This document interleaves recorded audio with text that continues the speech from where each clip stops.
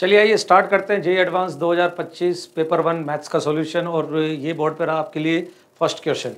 तो first question में आपको जो बोला गया है, आपके पास फंक्शन है f(x), फंक्शन है g(x), फंक्शन है h(x), ठीक है। और फिर एक इंटरेस्टिंग बात कही इन लोगों ने, और बात ये है, इन्होंने बोला कि f(x) और g(x) इक्वल नहीं होने चाहिए किसी भी x पर, ठीक है।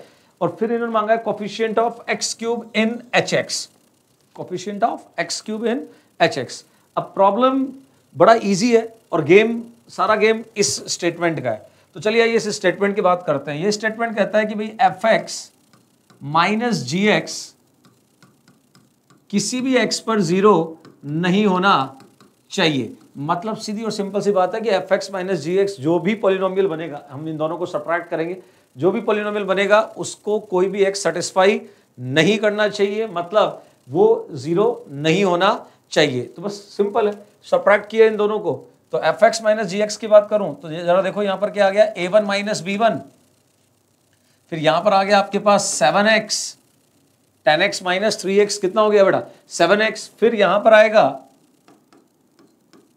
a2 माइनस b2x स्क्वायर, और फिर ये हो गया आपके पास a3 minus b3 x cube, a3 minus b3 x cube, x power 4 cancel हो गया। तो अब फाइनली हमारे पास यहां बन गया ये, और ये कैसा होना चाहिए, नॉन जीरो हर x पर, ऐसा बोला गया है। किसी भी x पर ये 0 नहीं होना चाहिए, मतलब इस क्यूबिक को कोई भी x सेटिस्फाई नहीं करना चाहिए। अब अगर हम लॉजिकली देखें तो क्यूबिक है तो एक रियल x तो इसको सेटिस्फाई करेगा ही करेगा, तो हमें इसे क्यूबिक होने से तो रोकना ही पड़ेगा। और क्यूबिक होने से रोकने का एक ही रास्ता है, हमें इस a3 माइनस b3 को 0 करना ही होगा, ताकि ये वाली टर्म यहां से गायब हो जाए। और ये टर्म गायब हो जाएगी तो फिर ये तो जरूरी नहीं हो पाएगा कि भाई रूट आएगा या नहीं आएगा, क्योंकि तब क्वाड्रेटिक होगी, तब देखेंगे क्वाड्रेटिक का क्या करना। लेकिन अगर क्यूबिक रह गई तो एक रियल वैल्यू तो x की इसको 0 कर ही जाएगी। अब नहीं कर पाएगी क्योंकि हमने x क्यूब के टर्म को ही गायब करवा दिया, मतलब a3 किसके इक्वल रहेगा बेटा, b3 के। अब बची हुई क्वाड्रेटिक है, उसके भी कोई रियल x उसको भी सेटिस्फाई नहीं करना चाहिए, मतलब उसको भी कोई 0 नहीं करना चाहिए, मतलब उसके भी रूट्स इमेजिनरी होने चाहिए। तो वो इस क्वेश्चन में खास वेटेज रखते नहीं है अब, क्योंकि इन्होंने हमसे मांगा है hx के अंदर x³ का कोफिशिएंट, जबकि यहां से जो अब कंडीशन जनरेट होगी वो a1 b1 a2 b2 की जो कंडीशन जनरेट होगी वो x² और x के साथ है, x² x या फिर कांस्टेंट के साथ है, जबकि हमें पूरा गेम किसका सेट करना है अब, x पावर 3 का।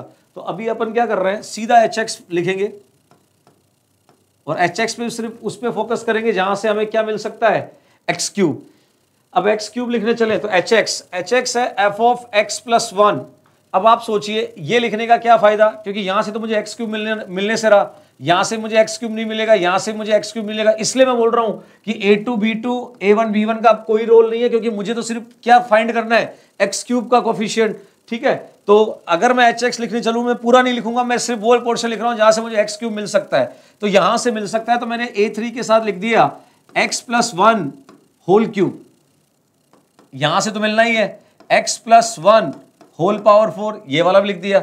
और बाकी टर्म मैंने लिखी नहीं, माइनस ये किसी मतलब का नहीं है, क्योंकि यहां से x³ नहीं आएगा, यहां से भी x³ नहीं आएगा, यहां से भी x³ नहीं आएगा, लेकिन यहां से x³ आ सकता है। तो यहां पर मैंने लिख दिया b3। अच्छा, b3 और a3 तो बराबर है, तो इसको मैंने वापस b3 की जगह a3 लिख दिया, और यहां पर आ गया x प्लस 2 होल क्यूब, क्योंकि मैं क्या लिखने जा रहा हूं, g ऑफ x प्लस 2। फिर यहां माइनस के साथ आ गया आपके पास x प्लस 2 होल पावर 4। चलिए, तो ये मैंने वो टर्म्स लिख दी जहां से मुझे x³ मिल सकता था hx के अंदर। तो चलिए आइए फाइनली हम अब x³ के कोफिशिएंट पर दिमाग लगाते हैं कि भाई x³ कहां से जनरेट हो सकता है। तो देखो बेटा, यहां से जो x³ जनरेट होगा वो a3 के साथ आएगा, देखो x³ और फिर आएगा साथ में a3, यहां पर भी x³ साथ में a3, तो ये वाली टर्म्स तो कैंसिल हो गई। तो फिर x³ मिलेगा यहां से और यहां से x³ का कोफिशिएंट क्लियर दिख रहा है 4 होगा, जबकि यहां से x³ का कोफिशिएंट वो भी नजर आ रहा है -8 हो जाएगा। भाई 8 होगा, एक माइनस है, तो ये फाइनली जो वैल्यू बनेगी x³ का कोफिशिएंट वो कितना बनेगा बेटा जी, -4 बनेगा। तो क्वेश्चन में बड़ा सिंपल सा था कि ना तो आपको पूरा hx लिखना था, ना आपको इस पूरे पर काम करना था, क्योंकि ये वाला पोर्शन तो वैसे भी आपके मतलब का है नहीं, आपको तो सिर्फ एक्स क्यूब पे काम करना था और एक्स क्यूब के कोफिशिएंट को 0 करना जरूरी था, वरना तो फिर एक एक्स तो पक्का इसको क्या करने वाला था, सेटिस्फाई करने वाला था, एटलीस्ट एक तो। ठीक है, तो ये पहला क्वेश्चन था, सिर्फ और सिर्फ लॉजिकल एबिलिटी का लगा मुझे, तो किसी चैप्टर का पर्सनली इसमें कोई इन्वॉल्वमेंट नजर तो मुझे आ नहीं रहा। आप चाहें तो फंक्शन की कैटेगरी में रख सकते हैं, लेकिन वैसे उसका कोई खास रोल है नहीं। तो ये तो भी सिर्फ बंदे की लॉजिकल एबिलिटी को चेक करने के लिए पूछा हुआ क्वेश्चन था। आगे बढ़ते हैं, अगला क्वेश्चन, और ये क्वेश्चन बना इन्होंने प्रोबेबिलिटी से। अब प्रोबेबिलिटी के इस क्वेश्चन को देखिए, मतलब पूछने का स्टाइल, बड़ा बड़ा क्वेश्चन लिख दिया, 5-7 लाइनें भर दी, बच्चा देख के डर जाएगा, लेकिन आप पढ़ोगे तो आपको समझ में आएगा कि 2 लाइन का प्रॉब्लम है। देखो, सबसे पहले बोला इन्होंने 3 students S1, S2 and S3 are given a problem to solve. Okay, consider the following events. पहला इवेंट देखो, at least one of S1, S2 and S3 can solve the problem. मतलब एक तरह से U किसकी तरह काम कर रहा है, S1 union S2 union S3 के तरीके से काम कर रहा है U। अगर V की बात करें तो V में बोला है कि S1 can solve the problem given that neither S2 और nor S3 can solve the problem. मतलब V एक तरह से ये कह रहा है कि S2 सॉल्व करे, लेकिन गिवन है कंडीशनल प्रोबेबिलिटी है ना, कंडीशनल इवेंट है। गिवन क्या है कि ना तो S2 कर पा रहा है, सॉरी S1 सॉल्व करेगा, सॉरी, ना तो S2 कर पा रहा है ना ही S3 कर पा रहा है, ऐसा कुछ इन्होंने बोला है। S1 can solve the problem given that neither S2 nor S3 can solve the problem. Conditional probability से रिलेटेड बात हुई है। फिर W में हुआ है S2 can solve the problem and S3 can not solve the problem. मतलब W एक तरह से किसकी बात कर रहा है, S2 इंटरसेक्शन S3 बार, S3 ना करे S2 कर जाए, तो वो इसकी बात कर रहा है। और फाइनली जिसके बारे में पूछा है वो है PT, मतलब इवेंट T के होने की प्रोबेबिलिटी पूछी और इवेंट T है S3 can solve the problem. आपसे T के बारे में पूछा है और T सिंपली किसको रिप्रेजेंट कर रहा है, S3 को। मतलब आपसे पूछा है P ऑफ S3। क्या पूछा गया बेटा आपसे, P ऑफ S3। ये जो PT का मतलब है कि भाई S3 के इस प्रॉब्लम को सॉल्व करने की प्रोबेबिलिटी क्या है, सिंपल प्रॉब्लम। ठीक, तो ये सारा गेम है। अब आइए इसको सॉल्व करते हैं। थोड़ी जगह बनाइए सॉल्व करने के लिए, मैंने आ जाओ। तो सॉल्व करने के लिए मैं तो ये कहूंगा कि सबसे बढ़िया ट्रिक रहेगी वेन डायग्राम। आप वेन डायग्राम बनाए, पिक्चर बनाए, तो आपको पूरा आइडिया लग जाएगा। तो मैं बनाता हूं, आप देखिएगा। ये मान लीजिए S1 हो गया, ये मान लीजिए S2 हो गया, और ये हो गया हमारे पास S3। हमें इसी के होने की प्रोबेबिलिटी पूछी गई है, ये S1, ये S2 और ये S3। ठीक है, हमें इसी की प्रोबेबिलिटी पूछी गई है। अब गिवन क्या है, आइए उस पर बात करते हैं। गिवन है PU, PV एंड PW। अब PU क्या था, सबसे पहले ये देखते हैं। ये देखो, U है S1 union S2 union S3। मतलब समझिए बात को, आपको इस पूरे का वैल्यू दिया है एक तरह से, और वो दिया हुआ है आपको 1/2। तो यूनियन का वैल्यू 1/2, तो ये जो बाहर बचा हुआ है उसका वैल्यू भी तो 1/2 हो गया। ठीक है, अब आगे क्या बोला हुआ है, PV। अब PV क्या है वो देखो, PV है S1 can solve the problem given that ना तो S2 कर रहा है ना S3 कर रहा है, मतलब कंडीशनल है। चलिए इस पे बात करेंगे। बाकी W क्या है, W है S2 सॉल्व करे S3 ना करे। अब S2 सॉल्व करे और S3 ना करे, मतलब इस वाले पोर्शन की भी आपको वैल्यू दी हुई है। S2 सॉल्व करे और S3 ना करे, मतलब इस पोर्शन की भी आपको वैल्यू दी है। देखो ना, यहां S2 सॉल्व कर रहा है लेकिन S3 सॉल्व नहीं कर रहा है। ठीक है ना, तो ये वाला इसका वैल्यू आपको गिवन है, और वो गिवन है आपको, एक सेकेंड, 1/12, सॉरी इट्स 1/12। ये W वाला था, W वाला था। अब बात आती है इसकी V की, कि भाई S1 सॉल्व करे S1 सॉल्व करें, लेकिन गिवन है कि भाई S2 और S3 में से कोई भी सॉल्व नहीं कर रहा है। मतलब समझो बेटा जी, समझना कि भाई S2 और S3 सॉल्व नहीं कर रहे, मतलब गिवन है कि भाई S2 S3 सॉल्व नहीं कर रहे हैं, ठीक है। मतलब वो इस पोर्शन की बात कर रहा है, ढंग से देखना, जहां ना तो S2 नजर आएगा ना S3।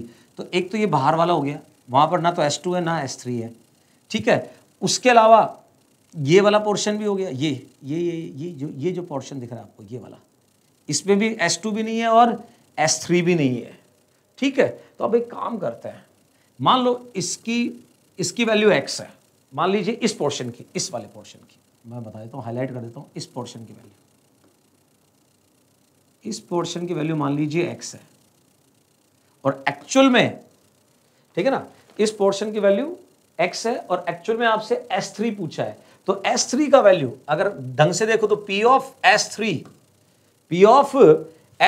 कुछ और नहीं होगा, जो हमसे पूछा है वो क्या हो गया, ये टोटल यूनियन का वैल्यू जो 1/2 है, गिवन है अपने को, उसमें से अगर हम क्या निकाल दें, एक तो ये वाला वैल्यू, ये वाला,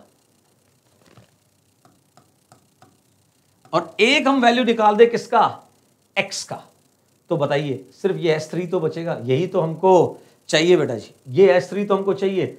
इस पूरे यूनियन में से, यूनियन की वैल्यू 1/2 है, इसका वैल्यू अब भी देखा हमने कितना है 1/12, और इसका वैल्यू पता नहीं, इसको हमने क्या मान लिया, x मान लिया। तो क्या हमें यही तो फाइंड करना है। अब अगर x का वैल्यू आ जाए तो क्वेश्चन खत्म, ठीक है। और x का वैल्यू आएगा, हमें गिवन है S1 की होने की प्रोबेबिलिटी, जबकि S2 और S3 नहीं हो रहे हैं।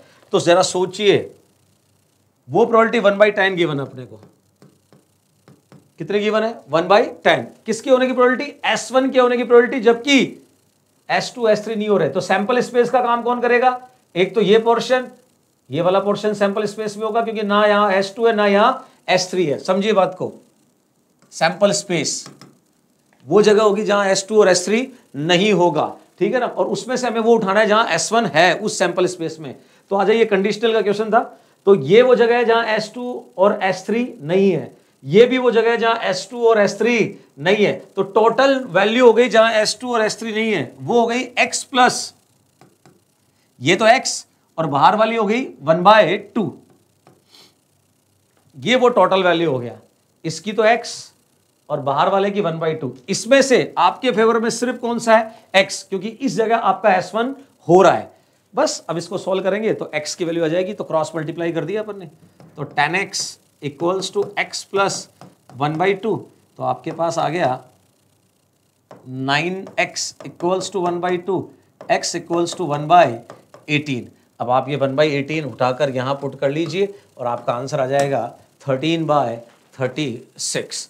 तो उम्मीद कर रहा हूं समझ में आया होगा, बहुत सिंपल सा है। वेन डायग्राम बनाओगे तो आपको क्लियर हो जाएगा कि भाई क्या पूछा है और क्या हमें, कैसे हमें इसको सॉल्व करना है, ठीक है। और ये जो था गेम, ये वाला, यहां बच्चों ने गलती जरूर की होगी, इस जगह गलती की होगी।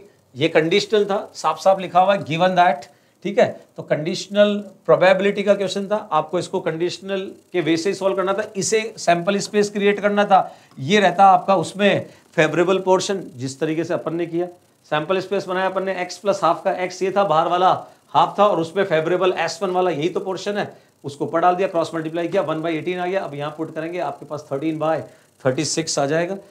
तो उम्मीद करता हूँ समझ में आया होगा, और आप सोच के देखिए कितना सा कैलकुलेशन है, ये कैलकुलेशन हुआ है इस क्वेश्चन के अंदर, ठीक है। तो कॉन्सेप्ट अगर आपका क्लियर है तो जे एडवांस का प्रॉब्लम बनेगा। चलिए आगे बढ़ता है, नेक्स्ट। ओके, यहाँ क्वेश्चन ही मिसिंग है, तो शायद टाइप करने वाले ने ढंग से ध्यान दिया नहीं। मैं बता देता हूँ क्या था, मेरे पास पेपर है, तो ये प्रॉब्लम था। ऑप्शंस तो यही है, ऑप्शंस तो अगले ने बढ़िया से टाइप कर दिए हैं, लेकिन क्वेश्चन मिसिंग है, तो मैं लिख देता हूं यहाँ क्वेश्चन एक्चुअल में क्या था। यहाँ एक फंक्शन गिवन था, और वो गिवन था f(x) equals to 2 - 2x square minus x square sine of 1/x, बोला when x not equals to 0, और साथ में फिर बोला हुआ 2 when x इक्वल्स टू 0। तो ये हमें एक फंक्शन गिवन है, ठीक है। ये तो गलत है बेटा, इसको तो हटाओ। अब क्वेश्चन क्या है वो सुनिए। एक फंक्शन है जो R टू R डिफाइन किया गया है, ये उस फंक्शन की डेफिनेशन है। और अब आपसे पूछा है कि इनमें से कौन सा स्टेटमेंट ट्रू है। सिंगल करेक्ट क्वेश्चन है, कोई एक स्टेटमेंट में ट्रू है, हमें वो स्टेटमेंट ढूंढना है। ठीक है, तो पहला जो ऑप्शन है वो कहता है कि भाई function F is not differentiable at X equals to 0। तो सबसे बढ़िया काम ये होगा कि सबसे पहले हम डिफरेंशिएबिलिटी चेक कर लेते हैं 0 पर। तो चलिए आइए चेक करते हैं 0 पर differentiability. 2 minus 2x square minus x square sine of 1/x, ठीक है, when x not equals to 0 and 2 when x equals to 0। तो चलिए सबसे पहले LHD फाइंड करते हैं। अगर LHD फाइंड करने चलूं तो हम लिख सकते हैं limit h tending to 0 2 minus 2h square plus h square sine of 1/h। बेटा यहाँ माइनस एच आएगा ना, 0 माइनस एच, तो माइनस मैंने बाहर ले लिया तो यहाँ प्लस हो गया, ये वाला माइनस स्क्वायर के साथ चला गया, ये भी स्क्वायर के साथ चला गया, ऐसा आ गया। साथ में एफ ऑफ 0 वो कितना है, 2 है, and divide by minus H. 2 और 2 हो गया आपके पास कैंसिल, ठीक है, ये h भी हो गया कैंसिल। तो यहां पर आ गया आपके पास limit h tending to 0 minus 2h, sorry plus 2h हो जाएगा, minus minus minus plus 2h and minus h sine 1/h। ठीक है, अब अगर h 0 को जाएगा तो ये भी 0 को, ये 0 को, ये 0 को जाएगा तो ये इन्फानाइट को, तो साइन ऑफ इन्फानाइट -1 से 1 के बीच का कोई वैल्यू होगा, लेकिन यहाँ 0 है तो वो वापस 0 हो जाएगा। तो ये जो LHD है वो जा रहा है 0 को। अब सिमिलरली अगर मैं यहाँ RHD फाइंड करूं, क्या फाइंड करें बेटा जी, RHD, तो RHD के अंदर राइट हैंड डेरिवेटिव फाइंड करें तो ऐसा ही कुछ आएगा। बस पहला तो यही हो जाएगा 2 माइनस 2h स्क्वायर, यहां पर भी माइनस ही रहेगा, और ये हो जाएगा minus h square sine of 1/h minus 2 function की वैल्यू, ठीक है, डिवाइड बाय प्लस h। तो ये 2 और 2 कैंसिल हो गया बेटा, और आपके पास यहां फाइनली आ गया minus 2h minus h sine h, minus 2h minus h sine h। ये बेटा वैल्यू आ गया हमारे पास RHD, मतलब RHD भी चला किसकी तरफ, 0 की तरफ। तो LHD भी 0 की ओर, RHD भी 0 की ओर, और फंक्शन है कंटिन्यूअस। फंक्शन कंटिन्यूअस कैसे, आप चेक करो, 0 प्लस पर वैल्यू चेक करोगे तो ये तो 2 रहेगा, ये 0 की ओर जाएगा, 0 प्लस पर ये भी 0 की ओर, 0 माइनस पर ये 0, ये भी 0 की ओर, तो ये वैल्यू 2 की तरफ रहेगी, लेफ्ट हैंड में भी राइट हैंड में भी, और वैल्यू फंक्शन भी 2 है तो कंटिन्यूअस भी है, LHD RHD बराबर भी आ रहे हैं, तो सब कुछ सेट है, मतलब फंक्शन 101% डिफरेंशिएबल है। और फंक्शन अगर डिफरेंशिएबल है तो आइए ऑप्शन चेक करते हैं। आपका पहला ऑप्शन था, पहला ऑप्शन देखिए, the function f is not differentiable at x equals to 0, जो कैसा हो गया बेटा जी, गलत ऑप्शन हो गया, ठीक है ना।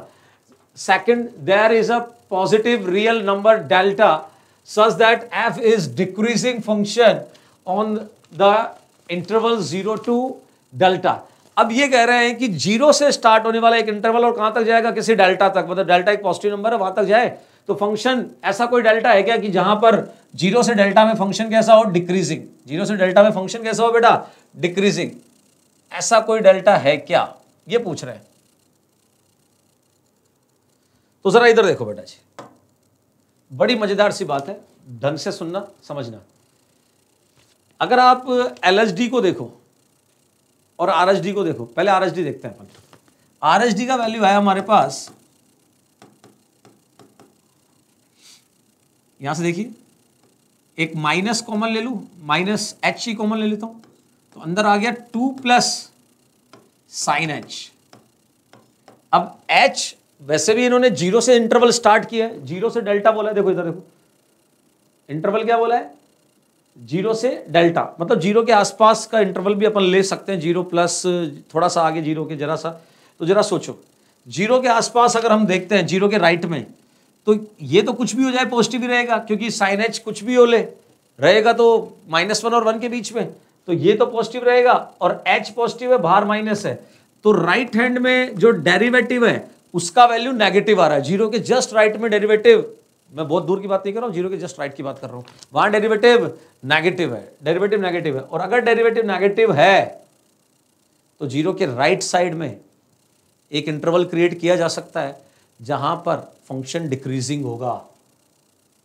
तो यहां क्या लिखा हुआ है, there is a positive real number delta such that F is decreasing function on the interval 0 to delta. अब आप सोचिए 0 के राइट में बोल रहा हूं मैं, राइट हैंड डेरिवेटिव अगर देखें तो नेगेटिव आ रहा है, राइट हैंड अप्रोच 0 को कर रहा है लेकिन वैल्यू नेगेटिव है। अप्रोच तो 0 को ही कर रहा है लेकिन वैल्यू नेगेटिव है, और अगर वैल्यू नेगेटिव है डेरिवेटिव की तो वहां फंक्शन डिक्रीजिंग होगा, वहां फंक्शन डिक्रीजिंग होगा। इसका मतलब सेकंड ऑप्शन बिल्कुल सही है बेटा जी। ठीक है, थर्ड ऑप्शन बोल रहा है for any positive real number, वही delta the function is not an increasing function on the interval minus delta to 0। अब ये जा रहे हैं 0 के, अभी राइट में गए, अब 0 के लेफ्ट में। अगर इंक्रीजिंग की बात की है तो फिर से मैं डेरिवेटिव देखूंगा, और वो भी कहां पर, 0 के लेफ्ट में। अब 0 के लेफ्ट में अभी अभी हमने LHD फाइंड किया है, ये रहा LHD। अगर इस LHD को तुम गौर करके देखो तो यहां से एक H कॉमन लिया जा सकता है, अंदर बच गया 2 माइनस साइन H, और 2 माइनस साइन H कुछ ही कर लो, ये तो पॉजिटिव रहेगा और ये भी पॉजिटिव है। मतलब 0 के लेफ्ट में डेरिवेटिव पॉजिटिव आ रहा है और 0 के लेफ्ट में डेरिवेटिव पॉजिटिव आ रहा है, इसका मतलब वहां फंक्शन इंक्रीज करेगा। माइनस डेल्टा से 0 के बीच में एक इंटरवल बनाई जा सकती है जहां फंक्शन इंक्रीज करेगा बेटा। तो इसका मतलब ये गलत हो गया क्योंकि इन्होंने नॉट लिखा हुआ है। ठीक है, आखिरी x equals to 0 is a point of minima. अब सोचो लेफ्ट में फंक्शन, 0 के लेफ्ट में फंक्शन आप कह रहे हैं इंक्रीज कर रहा है, तो इंक्रीज कर रहा है, और फिर राइट में डिक्रीज कर रहा है। तो इंक्रीज करके अगर डिक्रीज कर रहा है तो फिर मैक्सिमम बनेगा ना, मिनिमा थोड़ी बनेगा। तो इसका मतलब ये भी गलत हो गया, तो सिर्फ बी ऑप्शन सही होगा। अब आप सोच कर देखिए कितना प्यारा क्वेश्चन फ्रेम किया गया है। इस क्वेश्चन की ड्राफ्टिंग कितने प्यारे तरीके से की, आपसे डिफरेंशियबिलिटी पूछी पहले ऑप्शन में, और वहीं पर बचे हुए 3 ऑप्शन का भी सॉल्यूशन था। जिसने देख लिया उसका बन गया, जिसने नहीं देखा वो सोचता रह गया। कुछ लोग नंबर से सोचने की कोशिश करते हैं तो थोड़ा सा डिफिकल्ट हो जाएगा, क्योंकि नंबर गेम थोड़ा हैवी हो जाता है। तो सीधा सीधा अगर आपको यहाँ पर अगले ने हिंट दिया है कि आप आराम से LHD RHD फाइंड करके देखें, और जैसे LHD RHD आएंगे तो आपको 0 के लेफ्ट में भी डेरिवेटिव मिलेगा, 0 के राइट में भी डेरिवेटिव मिलेगा, और तो वहाँ पर अपने आप ही आइडिया लग जाएगा कि इंक्रीज कर रहा है या डिक्रीज कर रहा है। बहुत दूर की बात नहीं कर रहा हूँ, एक पर्टिकुलर इंटरवल की बात हो रही है 0 के आसपास की। ठीक है, नेक्स्ट अगला प्रॉब्लम। यस, ये मैट्रिक्स हमेशा की तरह मैट्रिक्स का एक प्रॉब्लम ऐसा है जहाँ अच्छी खासी कैलकुलेशन से करवाई गई है। तो ये उनमें से एक क्वेश्चन है, पिछले साल भी ऐसा क्वेश्चन था जहाँ कैलकुलेशन करवाई गई थी। ऑलमोस्ट हर साल मैट्रिक्स का तो एक क्वेश्चन ऐसा जरूर आता है जहाँ वो कैलकुलेशन हमसे करवाते हैं। तो चलिए आइए करते हैं कैलकुलेशन, मतलब क्वेश्चन करते हैं, सॉरी कैलकुलेशन तो क्या ही कर रहे हैं। तो एक मैट्रिक्स दी है P, डायगोनल मैट्रिक्स है, दिख रहा होगा आप सब लोगों को। ठीक है, और उसके बाद में बोला है कि the number of 3x3 invertible matrix Q with integer entries. Okay, ये एक इंपॉर्टेंट चीज, कैसे एंट्रीज बोली है, इंटीजर एंट्रीज, मतलब इसका रोल रहेगा। ठीक है, और फिर आपसे नंबर ऑफ मैट्रिक्स पूछे हैं। अब जब भी नंबर ऑफ मैट्रिक्स पूछते हैं ना तो क्वेश्चन थोड़ा सा तो लेंदी हो जाता है, क्योंकि हमें वहाँ मैट्रिक्स अज्यूम करना होता है, फिर देखना होता है उसके एंट्रीज की क्या क्या पॉसिबल वैल्यूज़ है। ठीक है, और उनके हिसाब से हमें आइडिया लगाना पड़ता है कि कितने मैट्रिक्स बनेंगे। तो मेहनत तो लगेगी भैया, तो कोई दिक्कत नहीं, करते हैं, कोई तकलीफ नहीं है। 2 इन्फॉर्मेशन दी है जिस Q के बारे में इन्होंने पूछा है। इन्होंने पूछा है then the number of 3x3 invertible matrix Q with integer entries such that, ये 2 कंडीशन को फुलफिल करने वाला Q हमें चाहिए कि ऐसे कितने Q होंगे जो इन दोनों कंडीशन को फुलफिल करते हैं और साथ में इंटीजर उनकी एंट्रीज हैं। तो चलिए शुरू करते हैं। आइए, पूरा फोकस इन 2 इंफॉर्मेशन पर है। तो मैंने क्या किया, मैट्रिक्स P तो इन्होंने दे रखा था, एक मैट्रिक्स Q अज्यूम कर लिया, क्योंकि यही तो हमें चाहिए।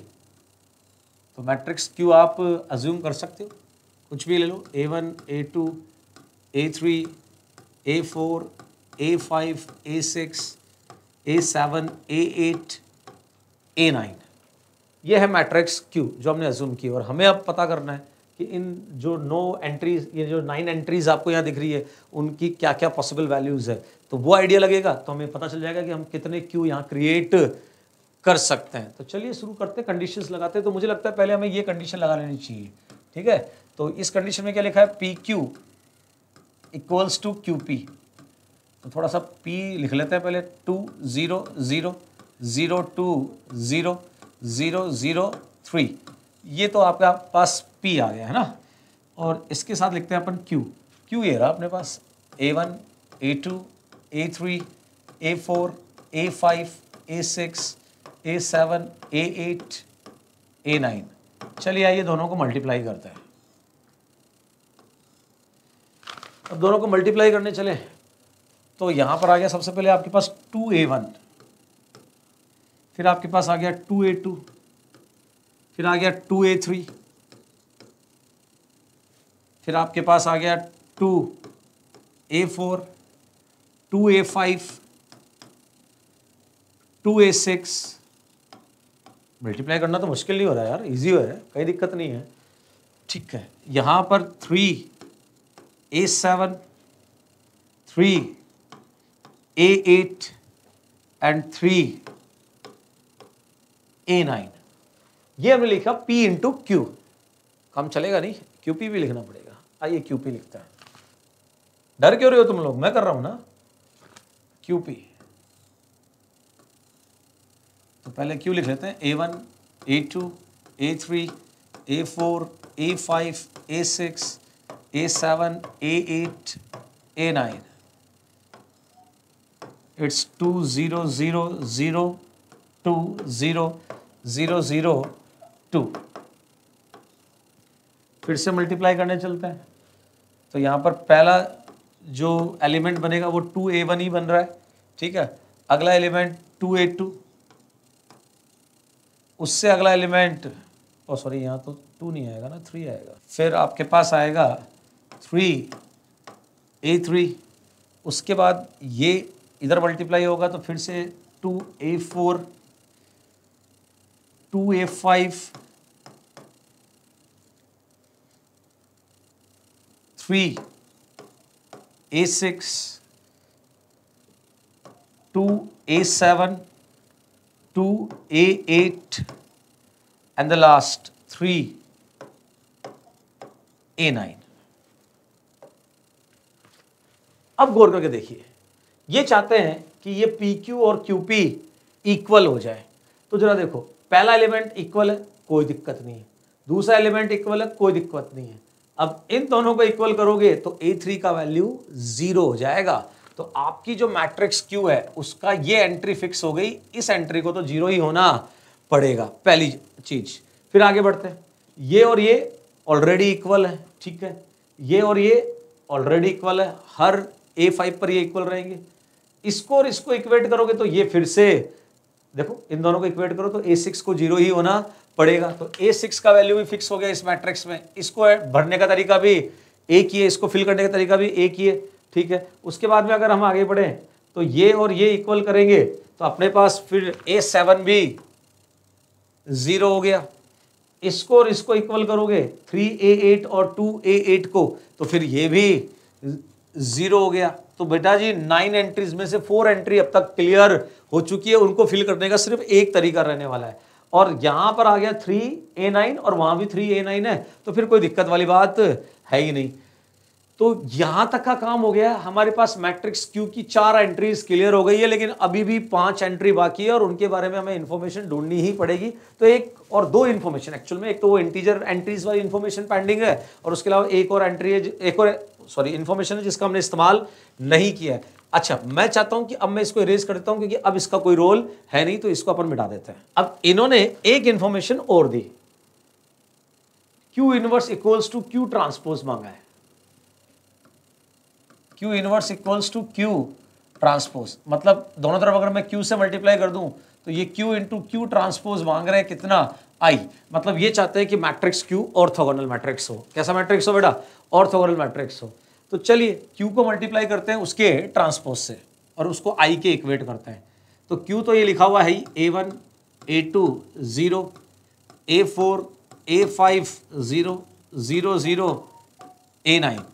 अच्छा, अगर मैं ट्रांसपोज लिखूं इसका तो ये हो गया A1 A2 0, A4 A5 0 0 0 A9। और ये किसके इक्वल होगा, 1 0 0 0 1 0 0 0 1 I के इक्वल। ठीक है बेटा। अब कंपेयर करके हम और इक्वेशंस तैयार करेंगे। तो सबसे पहले मल्टीप्लाई करना शुरू करते हैं। ये मल्टीप्लाई होगा इससे, और जरा देखो क्या आएगा पहला element, a1 square plus a2 square, जो किसके इक्वल होना चाहिए, 1 के। तो पहली इंफॉर्मेशन यहां से कलेक्ट हो गई, a1 square plus a2 square 1 होगा। अगला ये मल्टीप्लाई हुआ इससे, तो यहां से आ रहा है हमारे पास a1 a4, देखो ना ये मल्टीप्लाई होगा इससे, a1 a4 plus a2 a5 equals to 0।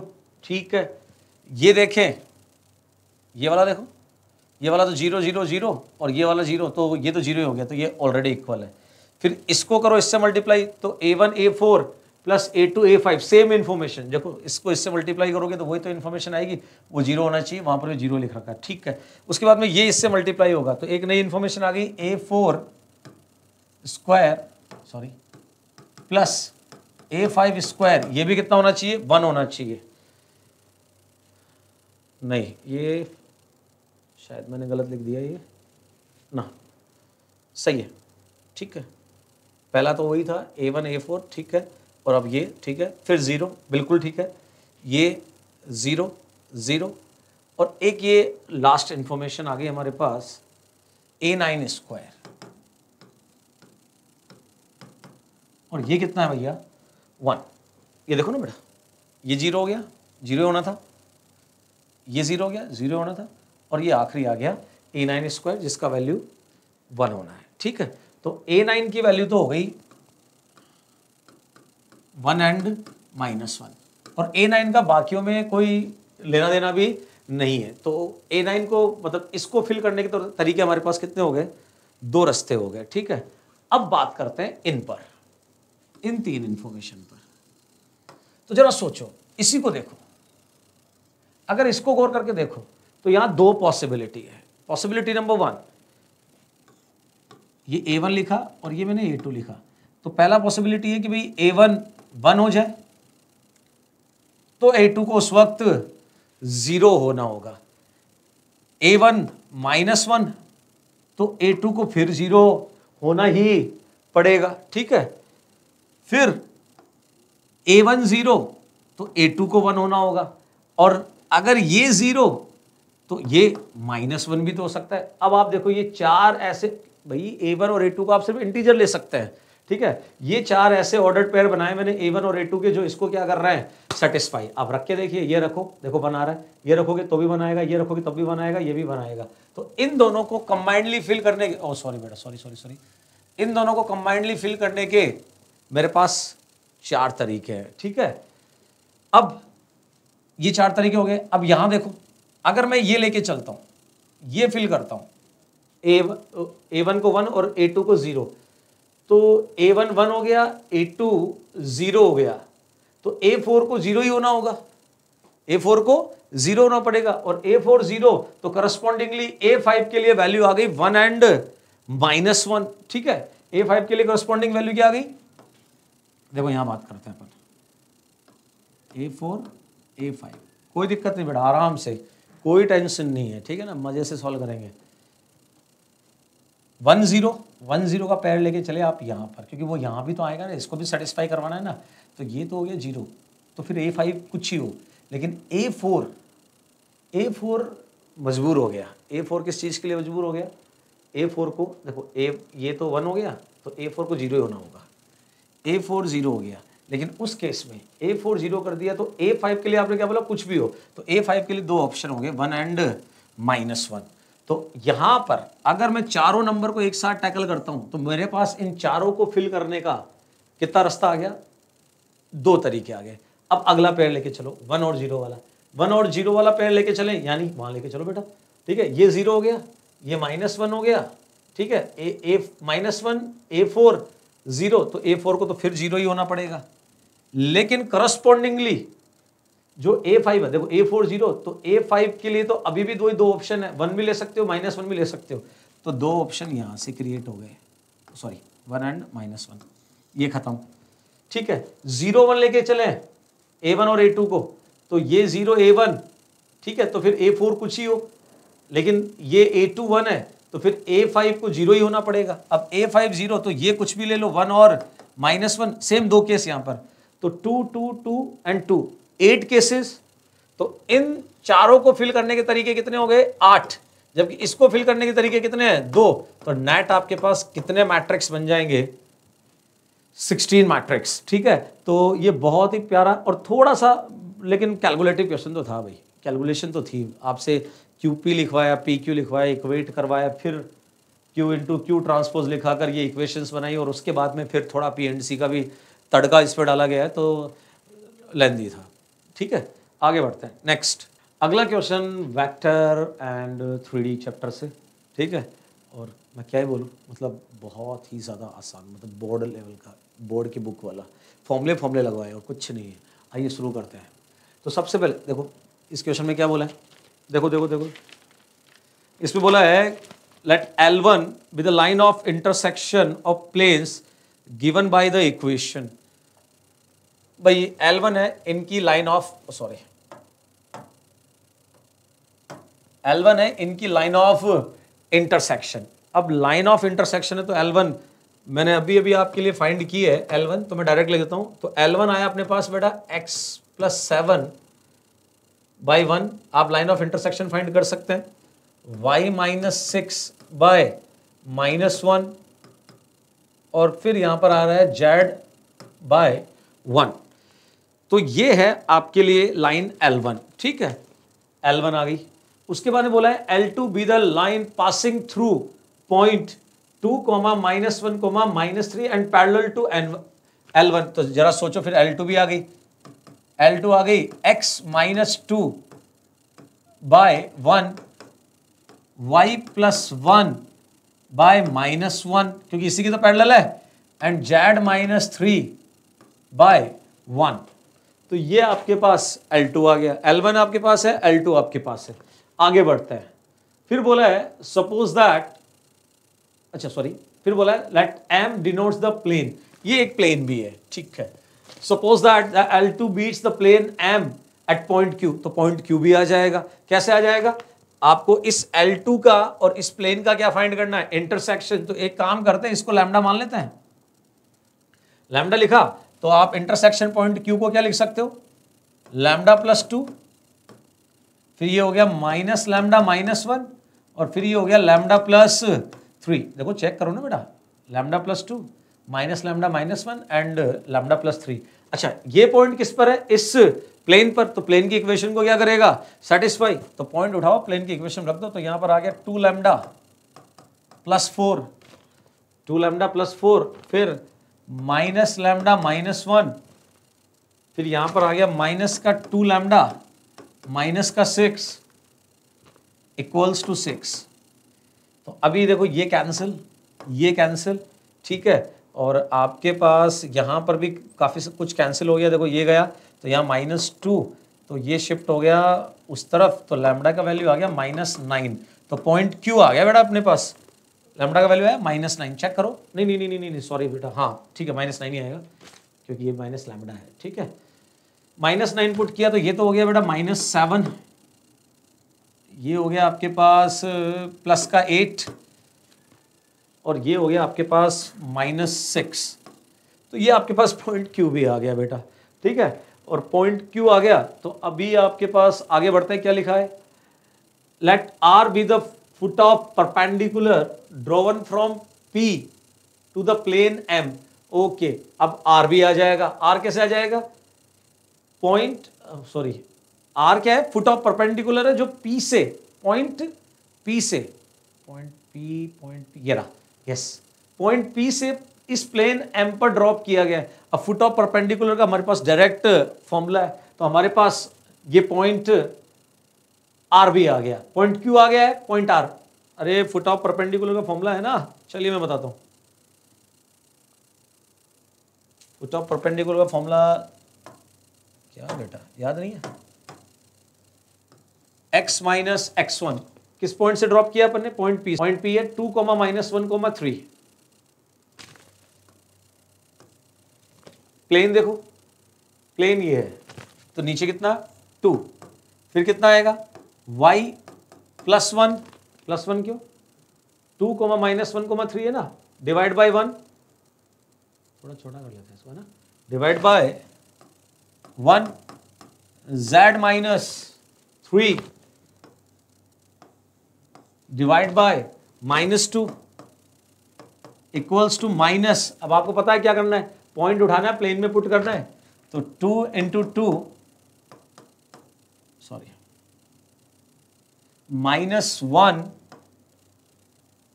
-6 divide by 4 + 1 + 4। ठीक है बेटा, यहां तक तो बात समझ में आ ही रही होगी। अब आप खुद सोचिए, यहां से आपके पास एक्स वाई जेड का वैल्यू आ जाएगा, इसको इसके इक्वेट किया, इसको इसके इक्वेट किया, इसको इसके इक्वेट किया, एक्स वाई जेड का वैल्यू आ गया, तो आपके पास फुट ऑफ परपेंडिकुलर भी आ गया, मतलब आपके पास पॉइंट आर भी आ चुका है, पॉइंट क्यू आ चुका है, पॉइंट आर आ चुका है, पॉइंट पी आपको गिवन है। अब क्या पूछा है, then which of the following statement is true. अब आप सोच के देखिए, पहला स्टेटमेंट जो डिमांड किया है, मतलब इससे इजी कुछ नहीं हो सकता, जहां दिमाग नहीं लगाना, इस क्वेश्चन में दिमाग तो लगाना ही नहीं था, इसमें तो बस बैठ के फॉर्मूले लगाने 2-3, तो बस फॉर्मूला लगाएगा, हमारे वैल्यूज बन जाएगी। अब इन्होंने पूछा पहला क्वेश्चन में, the length of line segment P Q, तो पी है, क्यू है, लगा लीजिए फॉर्मूला, लगाओ फॉर्मूला, देखो फॉर्मूला लगाओगे तो ये पी, ये रहा आपके पास क्यू, तो ये हो गया 81, ठीक है 81, फिर से 81, और ये फिर से आई थिंक 81 ही आ गया, तो 81 का तो 9 बाहर हो गया और √3 अंदर हो गया। ये देखिए 9√3 बिल्कुल सही आंसर है। अब आप सोचो, क्यू हमने फाइंड कर रखा है, ये रहा, आर यहां से आ ही रहा है, तो क्यू आर भी आ जाएगा। एरिया ऑफ ट्राइंगल, ये लो पी क्यू आर तीनों वर्टेक्स है, तो क्या एरिया नहीं लिखना आता क्या हम लोगों को? ठीक है, एकदम आसान हो गया। The acute angle between the line segment P Q and P R, P Q है, पी आर है, एंगल फाइंड करना में आता है, ये वेक्टर बना लेंगे, पी क्यू बना लेंगे, पी आर बना लेंगे, और हमारे पास फॉर्मूला है एंगल फाइंड करने का, A dot B by mod A mod B लगाएंगे, हमारी बात बन जाएगी। तो जेई एडवांस ने इतना सिंपल क्वेश्चन पूछा है, सिर्फ और सिर्फ क्या है बेटा जी, कैलकुलेशंस और कुछ नहीं। चलिए एक और आसान प्रॉब्लम जो जेई एडवांस में पूछा गया है, ठीक है, और इस प्रॉब्लम ये है फंक्शन से रिलेटेड प्रॉब्लम। अब हम चाहें तो इसको बहुत बड़ा बड़ा घिस सकते हैं, लेकिन अगर कॉमन सेंस अप्लाई करें तो बहुत इजीली ये सॉल्व हो जाएगा। देखो कैसे सॉल्व करेंगे, दो फंक्शन है एफ और जी, नेचुरल टू इंटीजर इसको डिफाइन किया है और इंटीजर टू नेचुरल इसको डिफाइन किया गया है। ये रहा फंक्शन आपका एफ एक्स और ये रहा आपका फंक्शन जी एक्स, ठीक है बेटा जी। ऑप्शन सी और डी देखिए, सबसे पहले ऑप्शन सी में पूछा है G is 1 and G is on 2, तो चेक करते हैं पहले जी को कि वो 1 ऑन 2 है या नहीं है, ठीक है। ये रहा जी, आप सोचिए यहां बोला हुआ है n greater than equals to 0, लेकिन g का जो इनपुट है वो सिर्फ इंटीजर है, तो मतलब आपको यहां इनपुट के नाम पर सिर्फ पॉजिटिव इंटीजर इस्तेमाल करने यहां ऊपर की ओर, क्योंकि बोला हुआ है जेड, अच्छा पॉजिटिव नहीं 0 भी ले सकते हो आप, तो यहां पर तो आप क्या क्या पुट कर सकते हो 0 1 2 3 4, ठीक है। यहां पर नेगेटिव इंटीजर आपको लेने होंगे क्योंकि इनपुट तो इंटीजर ही है जेड जी का, तो यहां पर आप -1 -2 इनका इस्तेमाल कर सकते हैं, -3, ठीक है। शुरू करते हैं, मैंने 0 पुट किया तो वैल्यू आई 3, पहला वैल्यू क्या है 3, 1 पुट करूंगा 5 आएगा, 2 पुट करूंगा 7 आएगा, तो यहां आउटपुट आ रहा है 3 5 7 ये सब, ठीक है। इधर आइए, ये पुट कीजिए, इधर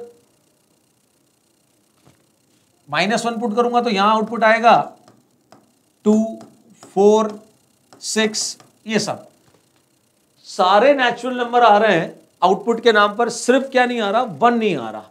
अब आइए जी का कोडोमेन देखते हैं, जी का कोडोमेन दिया हुआ नेचुरल नंबर, सारे नेचुरल नंबर है मैं कह रहा हूं, लेकिन एक नेचुरल नंबर है जो मिसिंग है, और वो है क्या बेटा जी 1, और अगर 1 मिसिंग है तो बेटा फिर जी 1 1 तो हो ही रहा है क्योंकि कोई भी वैल्यू रिपीट नहीं हो रही, लेकिन ऑन टू नहीं हो पाएगा, तो ये ऑप्शन तो आपका गलत हो गया क्योंकि कोडोमेन है नेचुरल नंबर और यहां नेचुरल नंबर पूरे नहीं आ रहे, 1 मिसिंग है, ठीक है, तो ये ऑप्शन तो गलत हो गया। अब ऑप्शन नंबर डी देखते हैं, f is not 1 1 but f is on 2, f के लिए बोल रहे हैं 1 1 तो नहीं है लेकिन ऑन 2 है, तो चलिए f चेक करते हैं,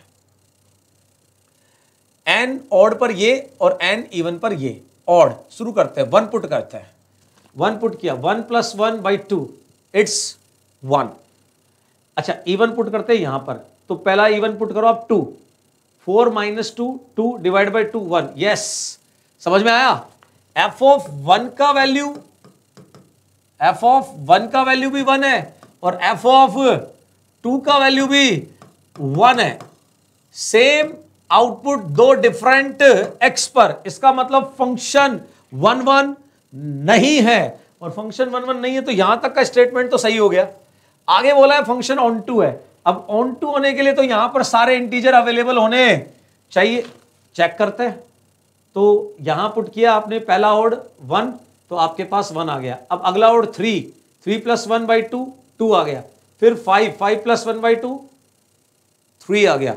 तो इसका मतलब समझो कि यहां पर 1 2 3 4 ये ऊपर वाली डेफिनेशन आपको सारे नेचुरल नंबर दे देगी। ठीक है, अब देखते हैं नीचे वाली डेफिनेशन क्या दे रही है। नीचे वाली डेफिनेशन में आपने 2 पुट किया था तब 1 आया था। अब आप अगला इवन 2 के बाद 4 पुट करेंगे 0 आ जाएगा। ठीक है, फिर 6 पुट करेंगे तो 4 - 6 - 2/2 -1 आ जाएगा। फिर 8 पुट करेंगे तो आपके पास -2 आ जाएगा। तो यहां पर 0 और नेगेटिव इंटीजर्स आ रहे हैं आउटपुट में, यहां 0 और नेगेटिव इंटीजर्स आउटपुट में आ रहे हैं, यहां पर सिर्फ पॉजिटिव इंटीजर्स आउटपुट में आ रहे हैं। मतलब दोनों मिलकर आपको कंप्लीट जेड प्रोवाइड कर देंगे। इसका मतलब ये फंक्शन 100% ऑन टू होगा। इसका मतलब डी ऑप्शन बिल्कुल सही है, एकदम सही है। अब इसी तरीके से हम पहला और दूसरा ऑप्शन भी चेक करने जा रहे हैं। तो पहले ऑप्शन में बोला है कि g of fx is not 1 1 and g of fx is not onto. बोल रहा है कि जो g ऑफ fx है वो ना तो 1 1 है और ना ही ऑन टू है। आइए चेक करते हैं g ऑफ fx। अब f का जो इनपुट है वो नेचुरल नंबर था, तो शुरू करते हैं। मैंने 1 पुट किया, यहां पर कितना पुट किया 1 पुट किया, तो f ऑफ 1 बताएं आप। f ऑफ 1 1 है, f ऑफ 1 1 है, तो आउटपुट में क्या आएगा g ऑफ 1। भाई f 1 पुट किया मैंने, x 1 पुट किया, यहां टेबल बनाता हूं, इनपुट 1 पुट किया, आउटपुट g1 आया। अच्छा g1 की वैल्यू भी आप फाइंड कर सकते हैं। g1 की वैल्यू है 5, g1 का वैल्यू 5, तो x = 1 पर g ऑफ fx आपको 5 दे रहा है। अब मैंने x 2 पुट किया, अब जब मैं यहां 2 पुट करूंगा तो f ऑफ 2 का वैल्यू कितना आया था 1 ही आया था, तो यहां फिर से g ऑफ 1 ही आएगा और g ऑफ 1 आएगा तो 5। तो ये फंक्शन जो है उसका 1 पर भी आउटपुट 5 है और 2 पर भी आउटपुट 5 है। इसका मतलब ये फंक्शन पक्का मैनी 1 हो गया। इसका मतलब इतना स्टेटमेंट तो बिल्कुल सही हो गया। अब आगे बढ़ते हैं। ये बोल रहे हैं कि g of fx is not onto. ठीक है ना, अब ये कह रहे हैं कि ये ऑन टू नहीं है। अब आप सोच कर देखो, अगर मैं g ऑफ fx के बारे में बात करूं कि भाई ये ऑन टू है या नहीं है, तो जरा देखो ये रहा g और ये रहा f। अगर मैं दोनों का कंपोजिशन बना रहा हूं तो ये natural to natural, sorry integer to integer जा रहा है। तो एक बार चेक करते हैं कि यहां पर हमें आउटपुट के तौर पर क्या मिल रहा है, g ऑफ fx में आउटपुट के नाम पर क्या मिल रहा है। तो बेटा 1 पुट किया आपने अभी 5 आया, 2 पुट किया 5 आया, एक बार 3 पुट कीजिए f ऑफ 3, f ऑफ 3। अगर मैं अब भाई 1 और 2 पे आ गया, अब 3 पुट करेंगे, 3 पुट करेंगे तो यहीं पुट करना पड़ेगा f में। 3 + 1 4/2 2 हो गया। ठीक है, ये कितना हो गया 2, तो यहां पर आया g2। अब g2 का वैल्यू, अब g2 का वैल्यू तो यहीं से आएगा। इंटरेस्टिंग बात क्या है कि g2 का वैल्यू यहां से आएगा तो फिर से ओड ही आएगा, फिर से ओड ही आएगा। अब अगर मैं आपको 3 के बाद मतलब 7 आ गया ना यार, लो मैं लिख देता हूं कितना है 7। ठीक है, अब मैं 4 पे चेक कराता हूं, 4 पे चेक करो, 4 यहां रखोगे तो f ऑफ 4 यही काम करेगा। 4 + 1, ओ सॉरी नहीं 4 पे तो ये नीचे वाला काम करेगा ना, सॉरी बेटा इवन है ना, तो ये हो गया 0 हुआ। ठीक है, यहां आया 0, अब 0 पर तो ऊपर वाला ही काम करेगा, तो फिर से आपके पास यहां पर आ गया 3। अरे एन 0 तो यही तो काम करेगा, हर बार ऑड नंबर ही आएगा क्योंकि हर बार डेफिनेशन आपको यही लाएगी।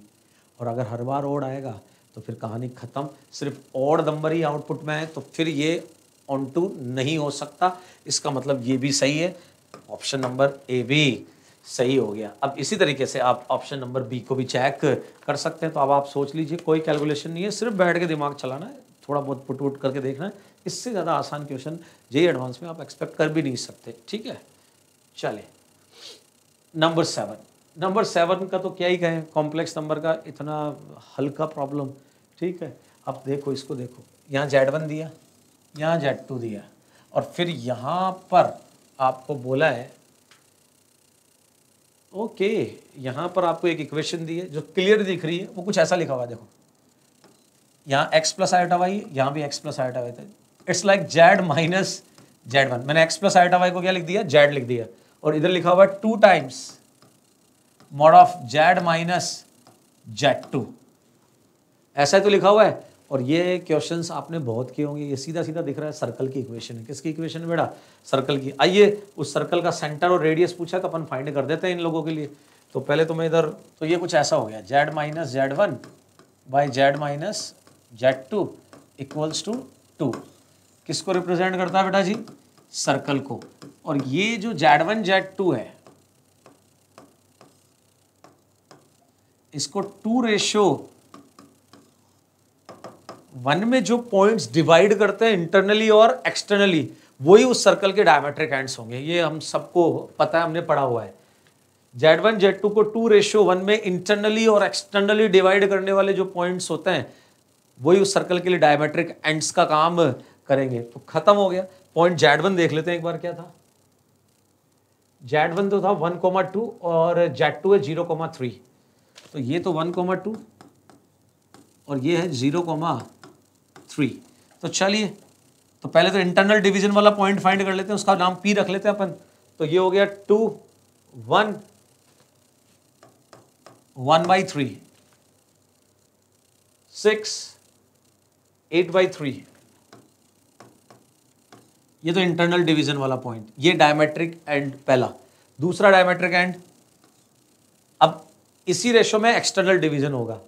तो 0, 1, लेकिन बीच में माइनस, तो ये -1 और 2 - 1, तो नीचे भी 1। 6 - 2, 4 और नीचे फिर से 2 - 1, 1।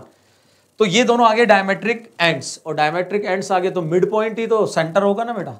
तो मिड पॉइंट बता दो, दोनों को ऐड किया, 2 से डिवाइड किया, तो ये तो -1/3 हो गया। दोनों को ऐड किया तो ये हो गया 20/3 और डिवाइड किया 2, 10/3 मतलब। एक बार चेक करते हैं ऐसा कोई ऑप्शन है क्या। यस, पहला ही ऑप्शन है। The S is a circle with centre -1/3, 10/3। बिल्कुल सही आंसर है ऑप्शन ए। और अब पूछा है फिर रेडियस। रेडियस कुछ नहीं होगी, इन दोनों पॉइंट्स के बीच के डिस्टेंस का हाफ, क्योंकि ये डायमेट्रिक एंड से, तो दोनों पॉइंट्स के बीच की डिस्टेंस लिखिए और उसको क्या कर दीजिए, हाफ कर दीजिए, तो आपके पास रेडियस भी आ जाएगी। अब इससे ज़्यादा आसान क्या हो सकता है। ऐसे नहीं करना चाहो तो दूसरा तरीका भी है, यहाँ Z1 ले आओ, यहाँ Z2 ले आओ, दोनों तरफ मॉड लिख दो। मॉड लिखोगे, स्क्वायरिंग करोगे, सॉल्व करोगे, तो सर्कल की इक्वेशन आ जाएगी। सर्कल की इक्वेशन आने के बाद वहाँ सेंटर भी नजर आएगा और रेडियस भी फाइंड की जा सकती है। ठीक है, तो अब इतने आसान प्रॉब्लम पूछे जा रहे हैं, अगर फिर भी बच्चा नहीं करता है तो फिर तो ये बच्चे की ही प्रॉब्लम हो गई। आगे बढ़ते हैं। ये देखिए surprising element, JEE mains type question, और वो भी किसका, रिलेशन का। ठीक है, तो एडवांस में तो मतलब मैंने तो काफ़ी दिनों बाद ही देखा है कि रिलेशन पे भी क्वेश्चन आ रहा है एडवांस में। ठीक है, कोई नहीं, कर लेते हैं बात। बहुत सिंपल सा क्वेश्चन था। ये 6 आइटम है एक सेट में। ठीक है, Let the set of all relation are on set. Okay, ये 6 आइटम है और इनसे आप रिलेशन क्रिएट कर रहे हैं। ठीक, such that the relation must be reflexive, symmetric and containing exactly 10 elements. तो आप ऐसे कितने रिलेशन क्रिएट कर सकते हैं जो रिफ्लेक्सिव हो, जो सिमेट्रिक हो और उनके पास एग्जैक्टली 10 एलिमेंट्स हो। ठीक है, तो जरा इधर आइए। अगर आप ऐसे रिलेशन क्रिएट करना चाहते हैं तो जरा इधर देखो। तो उन रिलेशंस को अगर सिमेट्रिक रिफ्लेक्सिव होना है तो उन सारे रिलेशंस में ये चीज तो आनी है। ए का ए से रिलेशन, बी का बी से रिलेशन, सी का सी से रिलेशन, डी का डी से रिलेशन, ई का ई से रिलेशन और एफ का एफ से रिलेशन, ठीक है। ये 6 आइटम तो उसमें आने ही है। अगलों ने लिमिट की हुई है कि यहां पर आप 10 ही आइटम्स रख सकते हो, 6 आपको ये लेने पड़ेंगे। क्या बनाने के लिए? रिफ्लेक्सिव बनाने के लिए।